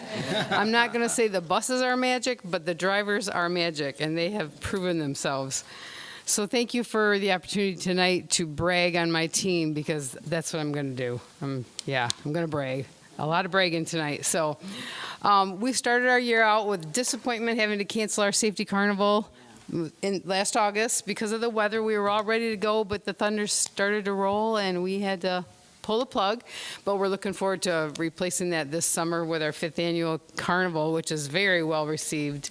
We've had an average of 130 to 160 kids each year, and they bring their parents, and so it's just a great event. So I look forward to doing that again. We've had some wonderful principals and PTOs who have come and supported us by just being a part of it. So it's a great time. Whoops, I supposed to cancel that one. Okay, and so because we didn't get to do our carnival, we did go to the buildings and try to give our kids a chance to kind of work on some of these safety things that we teach at the carnival. The carnival is, for me, I mean, my hopes for teach the children, but also the parents, because sometimes the parents don't understand why we do what we do. So them coming to the carnival, they learn that, and so then now we can work together more as a team teaching our kids. So here's just a little picture of at Toby Elementary working on the crossing procedure. It's different when we pick the child up in the morning versus when we take the child home at night. You know, we try our best not to have the littlest ones cross. On occasion we have to, so we make sure they learn it, and we ask the parents actually to do it with their child, you know, if we have to cross them.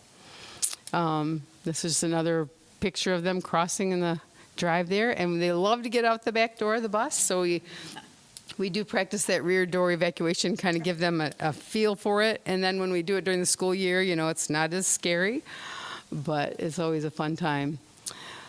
So some of the things that we've been able to do to support our community it's been pretty neat. For the last 8 years, we've kind of supported Loaves and Fishes by providing them with school buses. They started out and it was, people would go around to these hot dog stands and they get, you know, pledges and raise money. Well, then they got so many people, they decided we really need a bus. So they got a hold of me and we were able to set something up like that. So they're doing 2 buses now, and generally they have provided one of the drivers so that we weren't, you know, providing that all.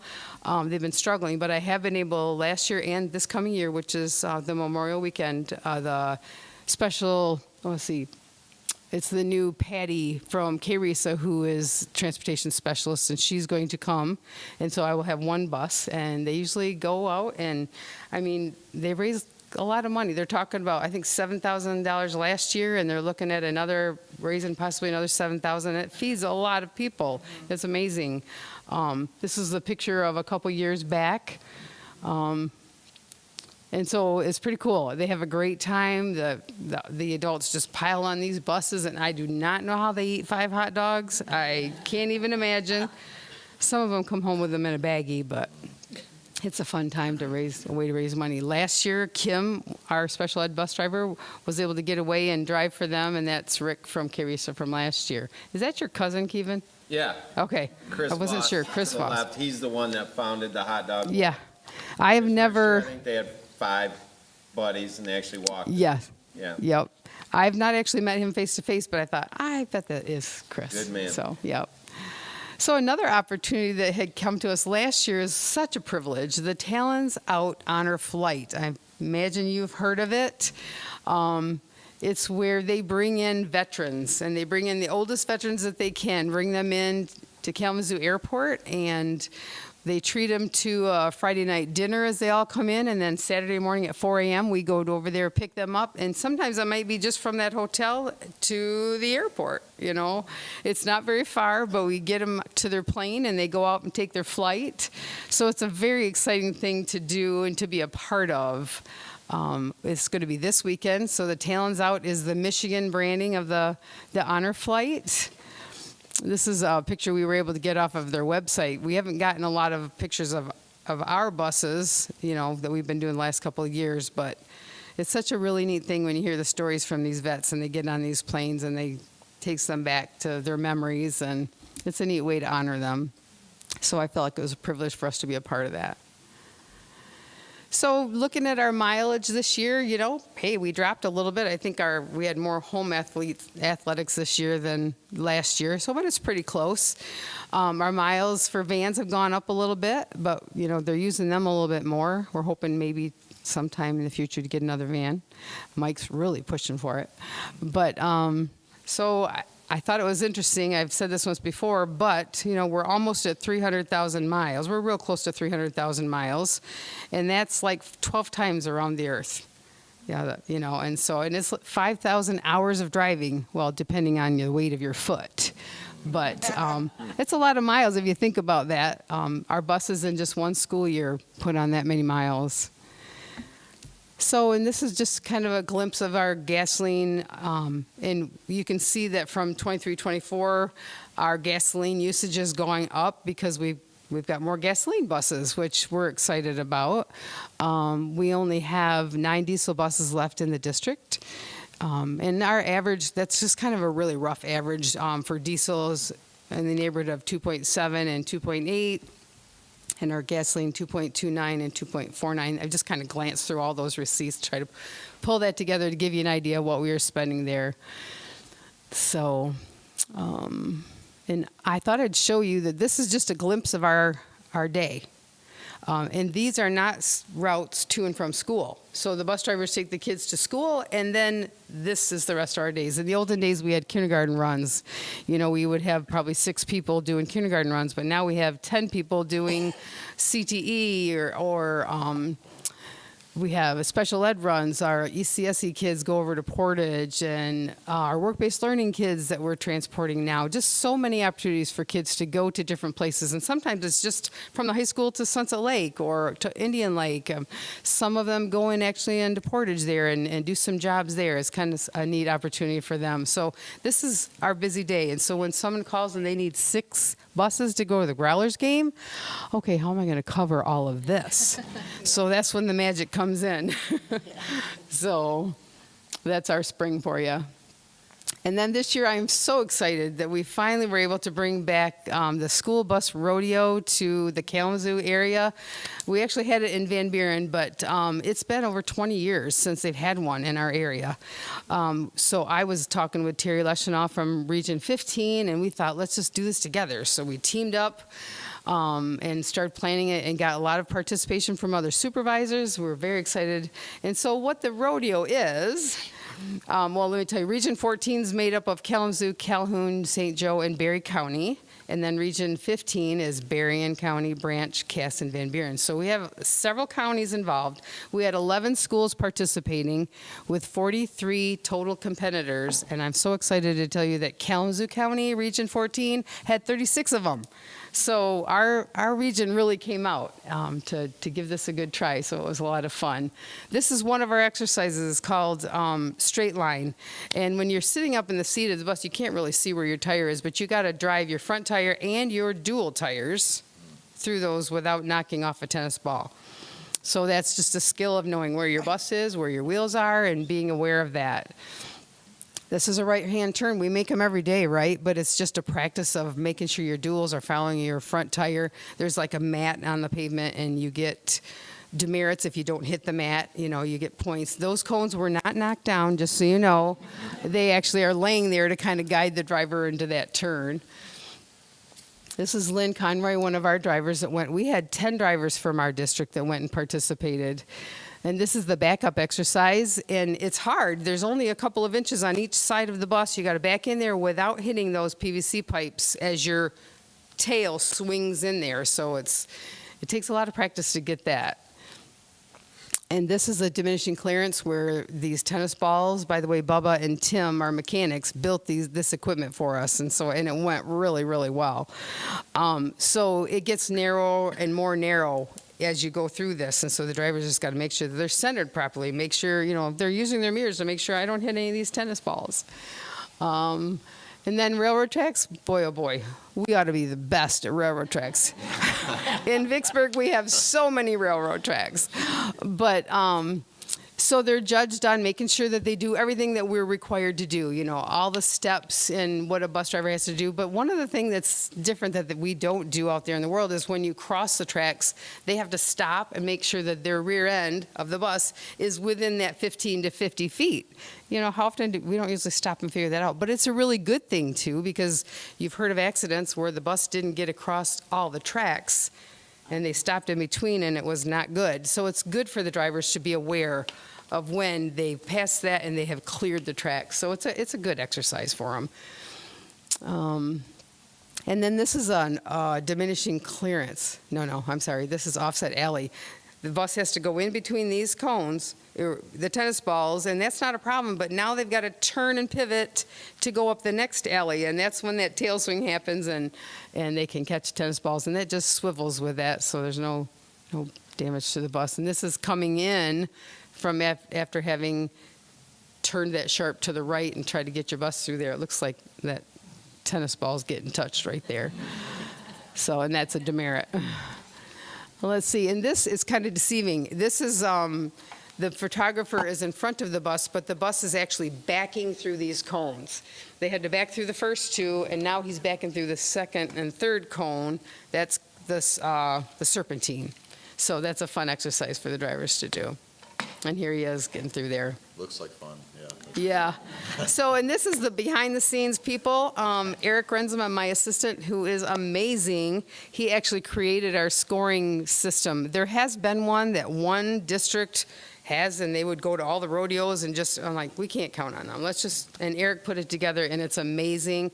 That's his wife in the gray shirt, and they work great as a team. And we have Patty from K-Risa and Kelly, and Michaelitas from Caledonia came to kind of help us out for the first time, but the program went flawless, and now all the schools they're calling saying, hey, can we use Eric's program? Can we get it? And so I'm really proud. Eric is really amazing when it comes to building stuff like that. And the winners are, first place, Haley Laffler. Yeah. First place. And so these awards were given per region. So my region 14 got awards and region 15. So Haley was first place and Mr. Alan Reynolds was second place. The top 10 drivers from region 14, as you can see, I kind of highlighted. First place, second place, fourth place, fifth place, sixth place, and ninth place were Vicksburg drivers. We have amazing bus drivers. And we get to take 4 contestants from region 14 to the state, which is going to be in June. And we haven't figured out exactly who it's going to be because I know Haley's booked that weekend. She's like, bummed, but she'll have another opportunity. So. And so they get to go compete at state, which will be exciting. And then if the school has 5 participants, they can compete as a team. And so we only had 4 teams, and look at Vicksburg was number 1 with 449 points and the low score 320. So I'm really proud of them. I'm so glad they all had a great time. Some of them were like, I don't really want to do it, but boy, the enthusiasm of everybody there, so excited to participate in it. Great competitive, great camaraderie with the other school districts. So it was just positive. So I think that's all I have to share with you tonight about your awesome Magic School Bus drivers. Nice. If you have questions, I'm here. Yes. Yeah, Tina, go ahead. Out at Toby School, the parking lot, the bus ramp, and then the kids. But I noticed that when you're sitting in the parking lot, one bus will come up and they're lined up next to the curb. Then the second bus comes up and kind of angles. Mm-hmm. Is that so cars? No, well, it's kind of, ever since we've been practicing things for active shooter situations, we try to position them so that if something happened on that first bus, we don't have 3 other buses sitting there locked in.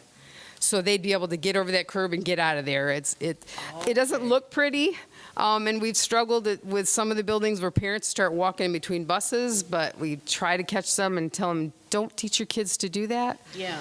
But that's what it's for. It was just to kind of we don't have anybody, I've never had anybody at Toby, I don't think, pass buses, but it happens at Sunset a lot. And if you can even imagine, they pass on the right. Oh. You know, so we do. I tell the first driver, go right up to the sidewalk and then cut out, and the next driver, and then that last driver is supposed to kind of cut it off. Yeah. But, so it is try to help keep our kids safe. Okay, thank you. Correct me if I'm wrong, but I think our district in the county is the largest geographically. Is that? I think Gull Lake is pretty close. Well, you take the lake out of the equation. Well, then you got to take all of our lakes out. I think we're 125 square feet, I think. Isn't that right? It's about 110. 110, okay. But, yeah, we don't get reimbursed from the state based on if you've got a bigger geographic Yeah. district than another. Yeah. That is my point. My other question for you is with the new CTE center, what are the implications for you as the transportation That's director? going to be interesting. It's going to be, in some ways, nicer. They're trying really hard to work with us with the times. I know that there's some concern with the kids and how long they're going to be on a bus. We're only going to have 2 sessions instead of 3, so I'll only have a bus going in the morning and then 1 bus bringing them back, and then 1 in the afternoon, same thing. I think it's going to be okay. There may be locations that we might have to drive directly to, but I haven't really dug into it yet. Our plan is to be at CTE by 7:45 and disperse kids to go off to their different locations. And as long as that goes smoothly, it'll be great. But then the question is, I mean, honestly, we pick up at 6:40 here at the high school, but they do other things besides just that CTE class. So, have you got things worked out from the school end, or still kind of trying to iron things out? It's all set. We got it going. Oh, we're not talking about next year, Adam. You know, it's going to be a puzzle, and I have puzzles every single day, and I'm just going to take my magic wand, and we're going to make it work. That's right. We're going to make it work. Any other questions for Karen? All right, Thank you very much. Thank you.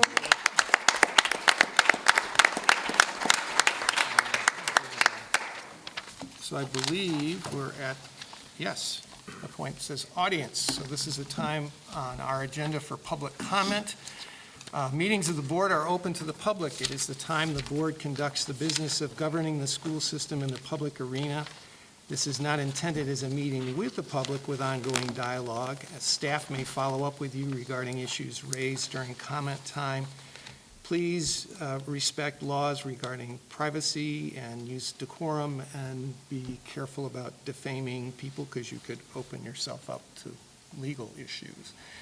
Speakers are limited to 3 minutes. We have, I believe, 5 people who have signed up to speak, and so you want them over there, so if you could use them. It doesn't make you louder, but it does make you heard on the live stream. Yeah, it's for the live stream. So the first person who signed up is Shannon Myers. So Shannon, if you. I'm back here, but if it's okay with you, I'm going to give that to Jenna, and I'll go right up to her. Oh, okay, all right, we can do that. So if you want to come over here so the folks on the live stream will be able to hear you as well. So the first speaker is Jenna Hostetler, correct? Yes. Okay, go That's ahead. correct. Good evening. My name is Jenna Hostetler, and I am a mom to 4 boys. There are 3 currently in your district right now, and 1 that will be attending and 1 in the high school. The information I'm about to present to you is going to shock and disgust you, or at least I hope it should.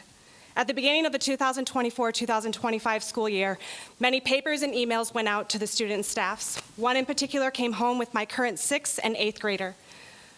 The paper went on to say that motivating young readers can be difficult, so what better way to gain their interest than to write about the areas of interest with mature content, contemporary language, and young adult material. It went on to say that I could give my child 1, full permission to read these books, 2, written permission for that specific book title, but there was no third option to completely deny access. However, I was also not given a list of books to approve. And furthermore, if a child with permission to read these books shared the material with a student who did not have permission, then the rights would be revoked of that student to ever enter that category of books for the remainder. I had no idea that the permission with those kind of books that my boys could have had permission to read and what they would have been exposed to until recently. One particular book that Vicksburg students have access to is The Perks of Being a Wallflower, And there are currently 2 copies in this room based on your website, and we just checked that tonight. I don't even need to, nor have the time to set up the storyline, but I would like to read you a few pages. Page 30. This couple entered, stumbled into my room, and asked if I minded them using it. So they closed the door and started to kiss. After a few minutes, the boy's hand went up the girl's shirt and she started to protest. The boy kept working on the girl's shirt, and as she said no, he kept working on it. After a few minutes, she stopped protesting, and he pulled off her shirt, and she had a white bra with lace on it. I honestly didn't know what to do at this point. Pretty soon, he took off her bra and started to kiss her breast. And then he put his hand down her pants, and she started moaning. I think they were both drunk. He reached to take her pants off, but she started to cry really hard, so he instead reached for his own and pulled them off. Please, Dave, no. But the boy just started to talk soft to her about how good looking she was and the things like that, and she then grabbed his penis with her hands and started moving it. After a few minutes, the boy pushed her head down, and she started to kiss his penis. She was still crying. Finally, she stopped kissing because he forced his penis into her mouth, and I don't think you can cry in that position. I had to stop watching at that point because I started to feel sick. But it kept going on, and they kept doing other things, and she kept saying no. Even with my ears covered, I could still hear her saying that.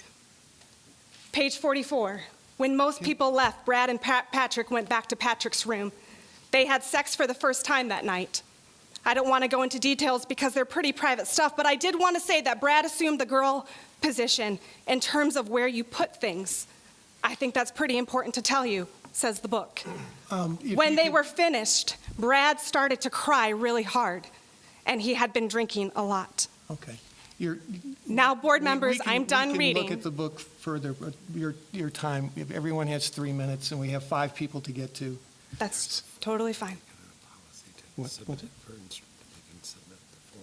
Yeah, right. We'll get back to you about this specifically, and there's a way to review books and a procedure that we have, but thank you for sharing that, and we will definitely get back with you about that. Thank you. I do appreciate it, and until those books are removed, we definitely will not stop. Okay. So Shannon, you wanted to go next? My name is Shannon Myers. I am a Vicksburg graduate, as are my kids, and think the world of Vicksburg. However, I was really horrified when I found some books in the library. In this very room, our young kids can come and read this. I've never honestly read anything like this in my entire life, and I'm embarrassed to read it, but for the sake of the kids, I'm going to share it with you. This book is in here right now. It's A Court of Mist and Fury, page 318. If I fucked him for it, what would you do? You are always free to do whatever you want, with whomever you want. So go ahead, go ride him, and fuck him. Page 541. I want to stay in the bedroom and fuck you until we're both hoarse. Page 542. I rose from the table on shaky knees and headed for the bedroom. I had to bathe. I was covered in him. My mouth tasted of him, despite my breakfast I had eaten. Page 103. He made love to me that morning. He worshiped my body with his hands, his tongue, and his teeth. It makes me so sad, and I'm trembling just reading this because I've never read anything like this in my life. One more excerpt. I moaned at the taste of him, and he opened his mouth, letting me brush my tongue against him and scrape his teeth. I wanted it all. I gripped his shoulders, guiding him into the bed, where he laid flat on his back. My hands went down his abdomen further. He stopped objecting. He was enormous. In my hand, he was so hard. Yet my fingers ran down and touched his cock, twitching it. my thumb over the tip.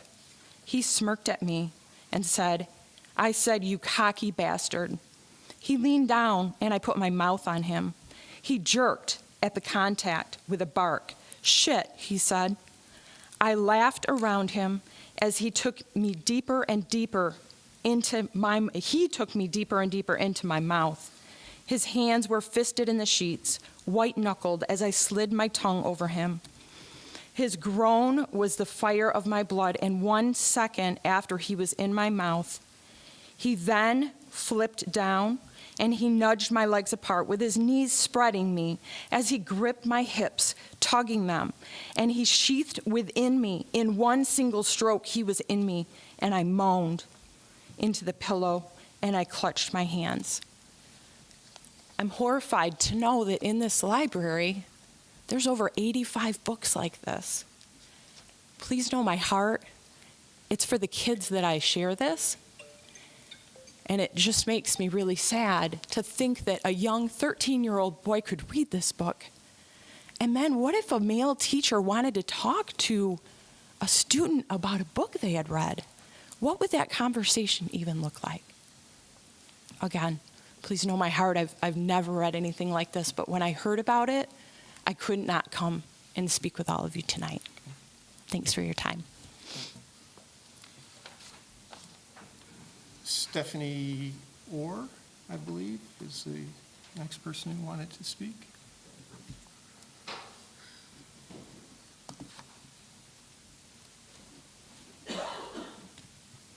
Start my timer so I don't go over.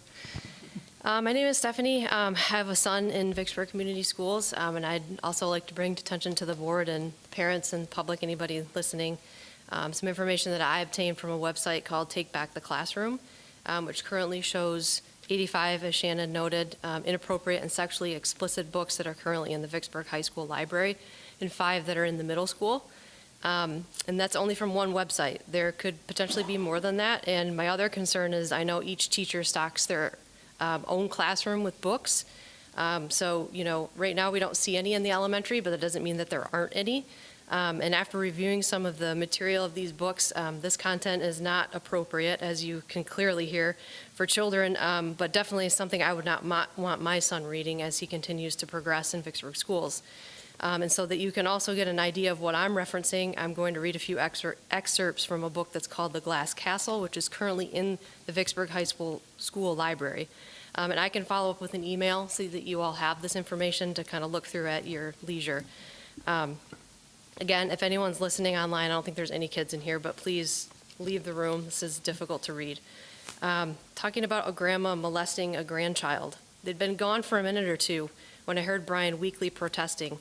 I went into Grandpa's bedroom and saw Irma kneeling on the floor in front of Brian, grabbing at the crotch of his pants, squeezing and kneading while mumbling to herself and telling Brian to hold still. Gee, damn it, I won't say that word. Brian, his cheeks wet with tears, was holding his hands protectively between his legs. "Irma, you leave him alone," I shouted. Irma, still on her knees, twisted around and glared at me. "Why, you little bitch," she said. Lori heard the commotion and came running. I told Lori that Irma was touching Brian in a way she ought not to be. Another. "Mom, Uncle Stanley is behaving inappropriately," I said. "Oh, you're probably imagining it," she said. "He groped me and he's wanking off." Mom cocked her head and looked concerned. "Poor Stanley," she said. "He's so lonely." But it was so gross. Mom asked if I was okay. I shrugged and nodded. "Well, there you go," she said. "That sexual assault was a crime of perception. If you don't think you're hurt, then you aren't. Keep this up and people are going to think you're an Nigger lover," she said. There's many uses of that word in this book. The other girls talked endlessly among themselves about who still had their cherry and how far they would let their boyfriend go. This is pervasively vulgar content, not appropriate literary content for K through 12 schools, and we're excusing and purchasing this with our tax dollars. It's highly inappropriate, sexually explicit books that normalize underage sex, promote deviant behavior, and desensitize children to a sexual lifestyle. And I'd like for them to be removed. Thank you. Is it Kat Miller or Kay Miller?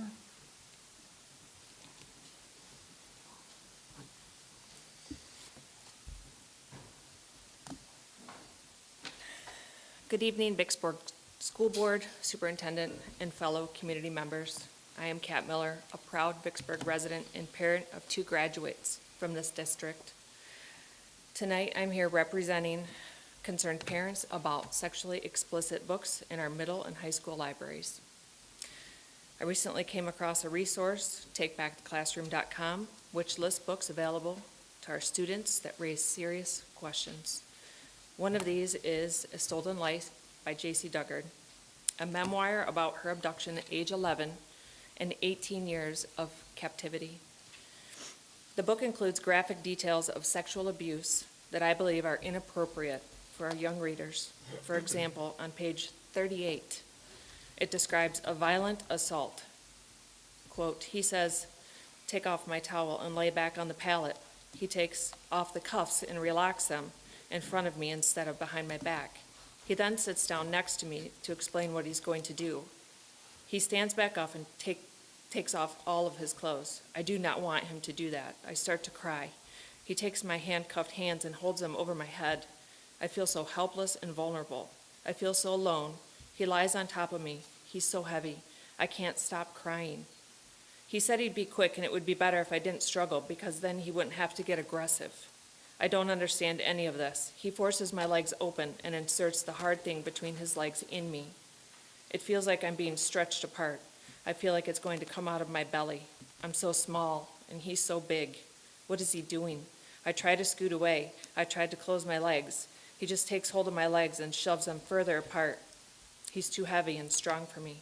He keeps my hand above my head. I try to think of anything but what is happening to me. Look anywhere except his face.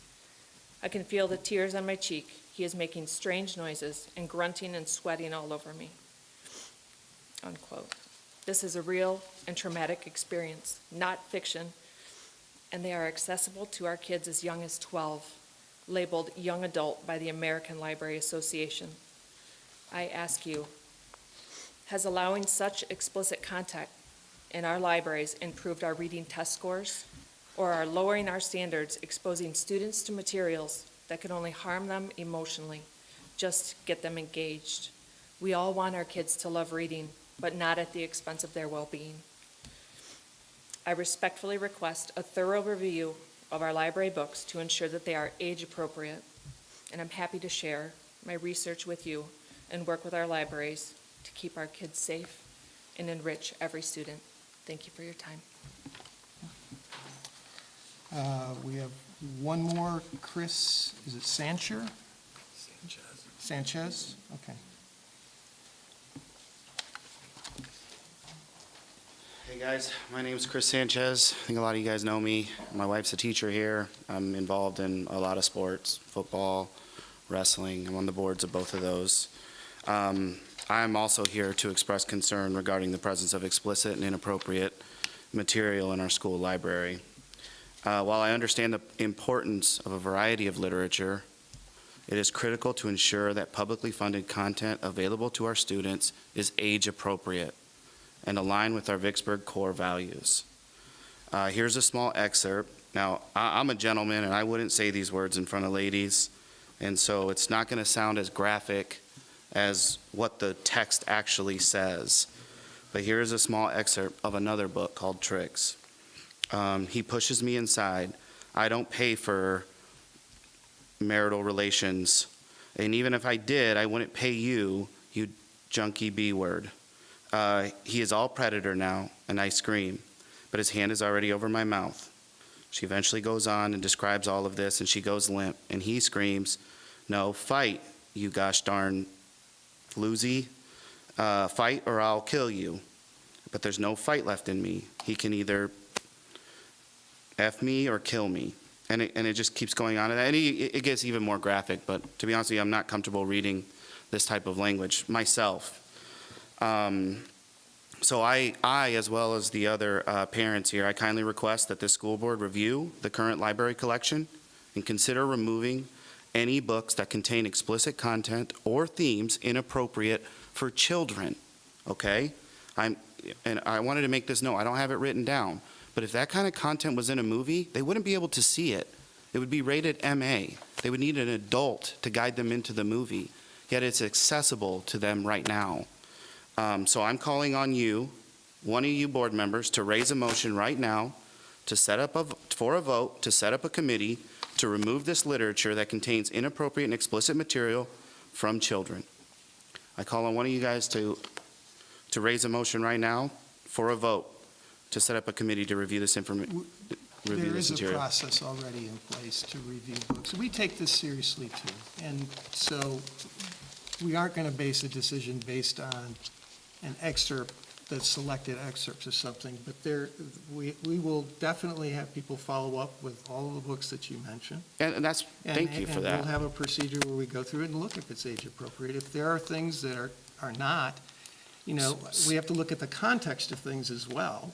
And some things, if we're teaching young women about what sexual assault is, and they're learning something that's useful from that, that may be a different story than something just for its titillation. We certainly don't want that. So there is a process in place. We will follow up. Some schools have a restricted section too, like where it's almost, remember your old video stores where you had adult content in the back? I mean, that would be, I think a lot of parents would be like, okay, well, at least that's something. But I mean, some of this is just not necessary for education, right? We will certainly follow up, but there are procedures in place, because one of the things we have to be very careful of is if you cherry pick certain quotes from certain books, if I read the Song of Solomon to you, you know. Oh, sir, don't bring about it. Well, but I just want to piggyback. Sorry about that. There is a form. We have a policy for review and where the public can request that review. What happens if it's reviewed And we'll take it to committee. It explains in the policy the procedure and how it goes. And then there's also a way not only to fill out the form, but also you can put it in writing. It's policy 9130 with with form 9130F2. We'd be happy to get this materials to you if you would like to fill those out. Once that does, that activates our committee for the review. So the kids can't go right here and grab the book right now, right? Is that what you're saying?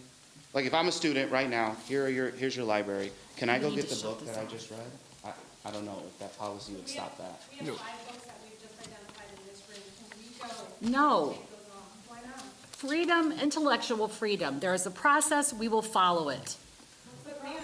I just We're not going described to it. explain it. That is not the purpose of a board meeting. You've got your information. We're going to talk to you. We're going to review it. We're not pulling books off the shelf. Material in this room to minors. we will follow the process involved where we have people from the administration and we have a form with the information. What's that? It would be very important, as we always do this process, to have these forms filled out specifically and read through policy 9130. We can help you with that. It lists all the information we want. It talks about the committees we'd put together so that we can review this material and make a decision. Do we want to withdraw the materials or have a separate section? But we really want to follow that process. That's why we have those policies in place. And we'd be more than happy to help you with that. I would love is, how can I access that form tonight to submit it tomorrow? If you go on our website, go to Board of Education, select Policies and Guidelines. When you get to the pull tab, it's going to say Policies, and you're going to go to 9130 and review that policy. And then when you go to then you're going to go to the forms, and you're going to, the accompanying form is 9130F2. But who is monitoring that right now? So is it the parents' responsibility to come to the board and fill out the forms, or is there some kind of a governing school board, like somebody overseeing how are the 85 here now? We have a process, but this is more for like a separate meeting, not the board meeting. This is a public comment, but I'm certainly giving you the avenue that the board has set up so that we can do it properly and by agreed upon policy. So can I motion that we form a committee? We already have a process in place to do this, and But we don't have a committee that is reviewing. I don't understand what, because I just looked at the website. that takebacktheclassroom.com, I pulled it up on my phone, there are 85 books on this list. Now, I don't know if they're good, bad, indifferent, I don't know, but Well, that's Can why we we- have a process in place, so that we have educators and we have people looking at things that are grade appropriate or not. And we're not going to make a decision tonight on specific books, but we will start and we will review, we take it seriously. And there's a way to go about it, and we will follow that. And if you have Has, And as a medical professional, Dr. Zimmer, you know Yeah. that young adults aren't 12 years old. That's what the American Library Association says. We're trying to engage kids based on pornographic material at what expense. has this take So back thank the, you for taking this seriously. We look forward to a response as concerned parents and community members. And we certainly, as I said, we will. We just need to follow that policy, Kat.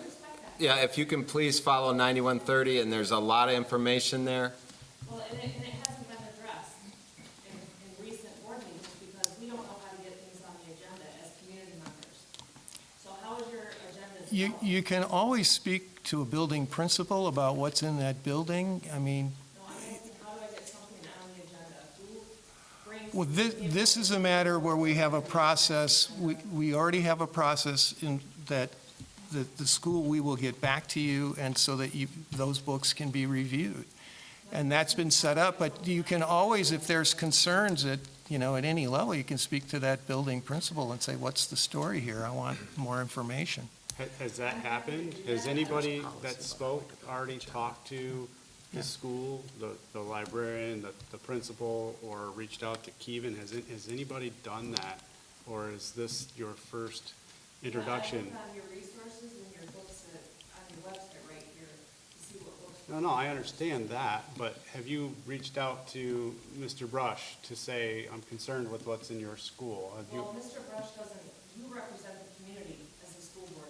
I am the community. If we go to policy 9130, it's going to tell you the proper steps. And the first step is to address the criticism with the building principal, and then there's a form.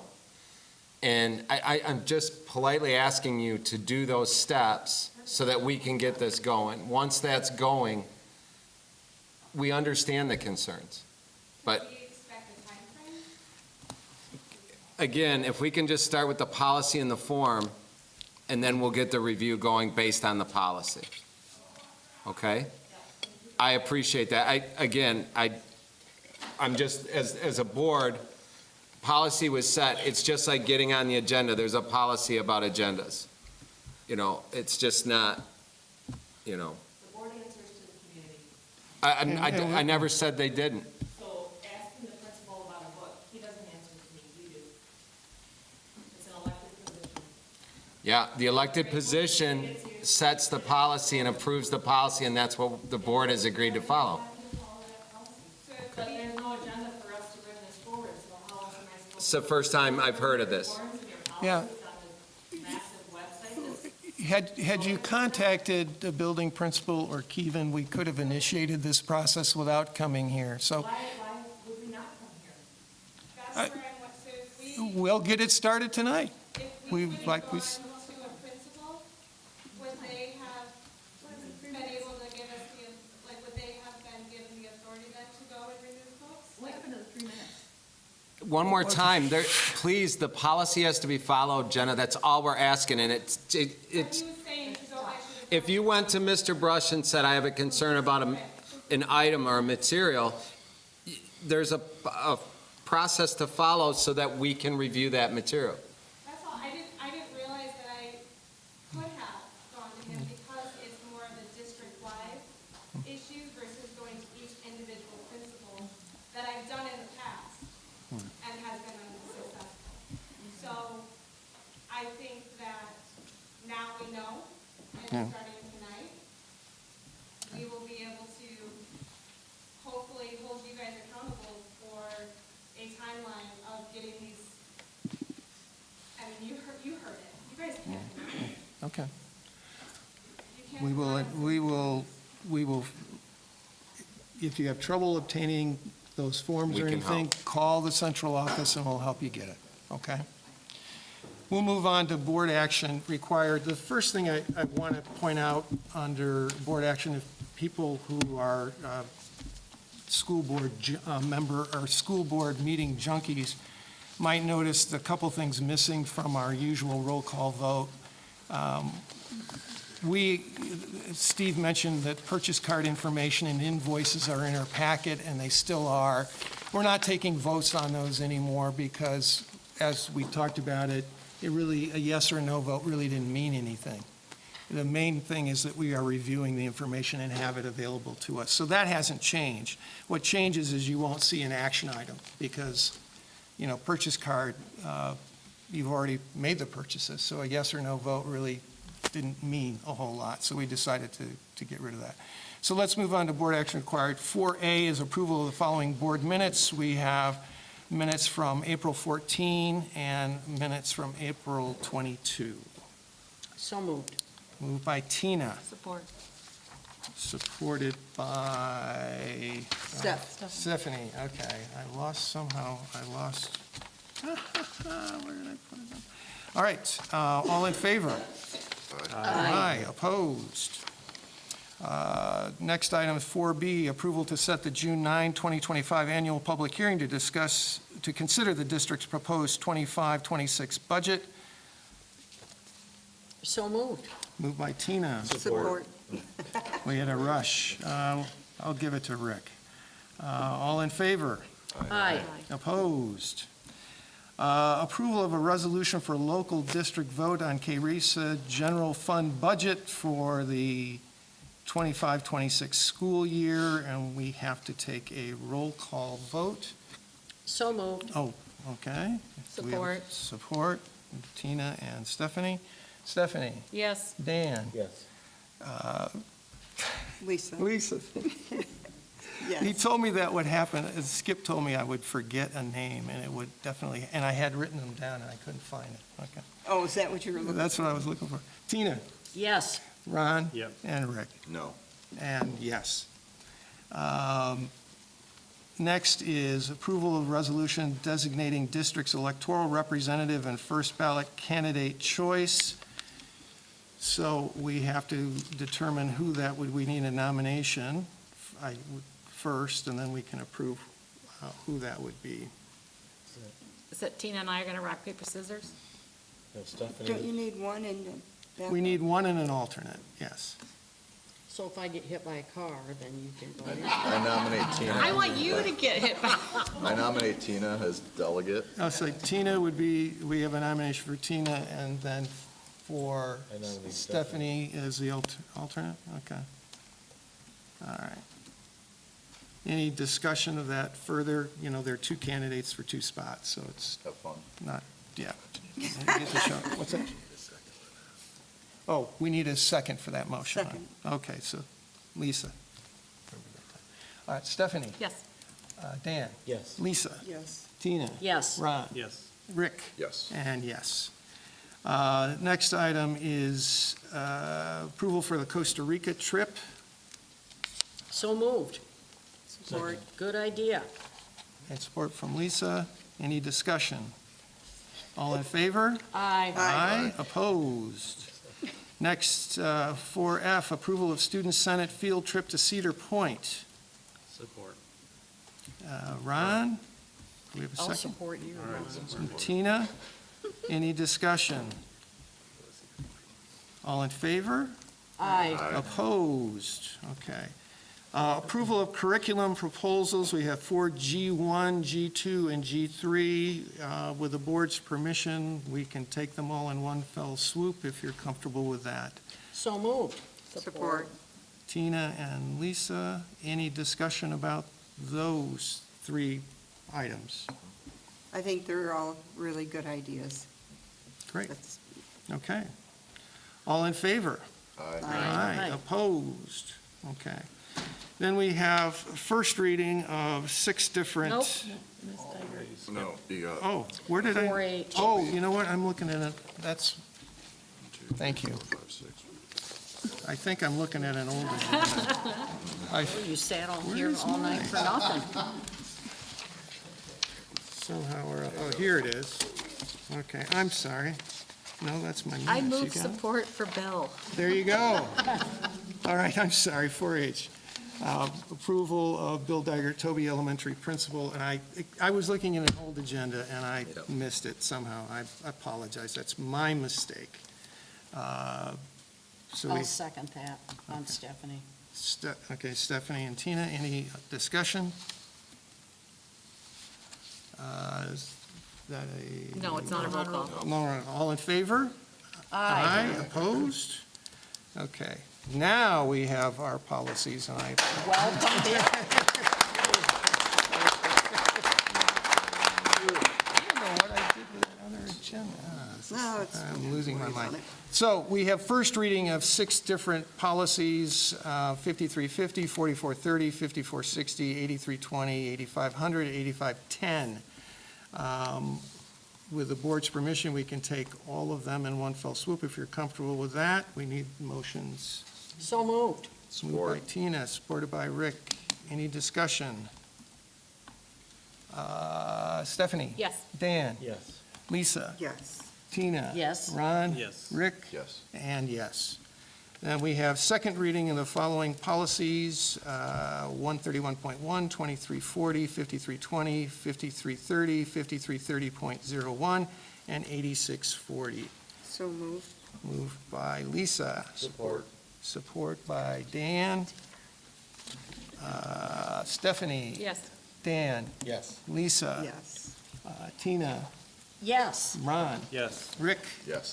And yes. And with that, I believe we've covered everything. Sure. And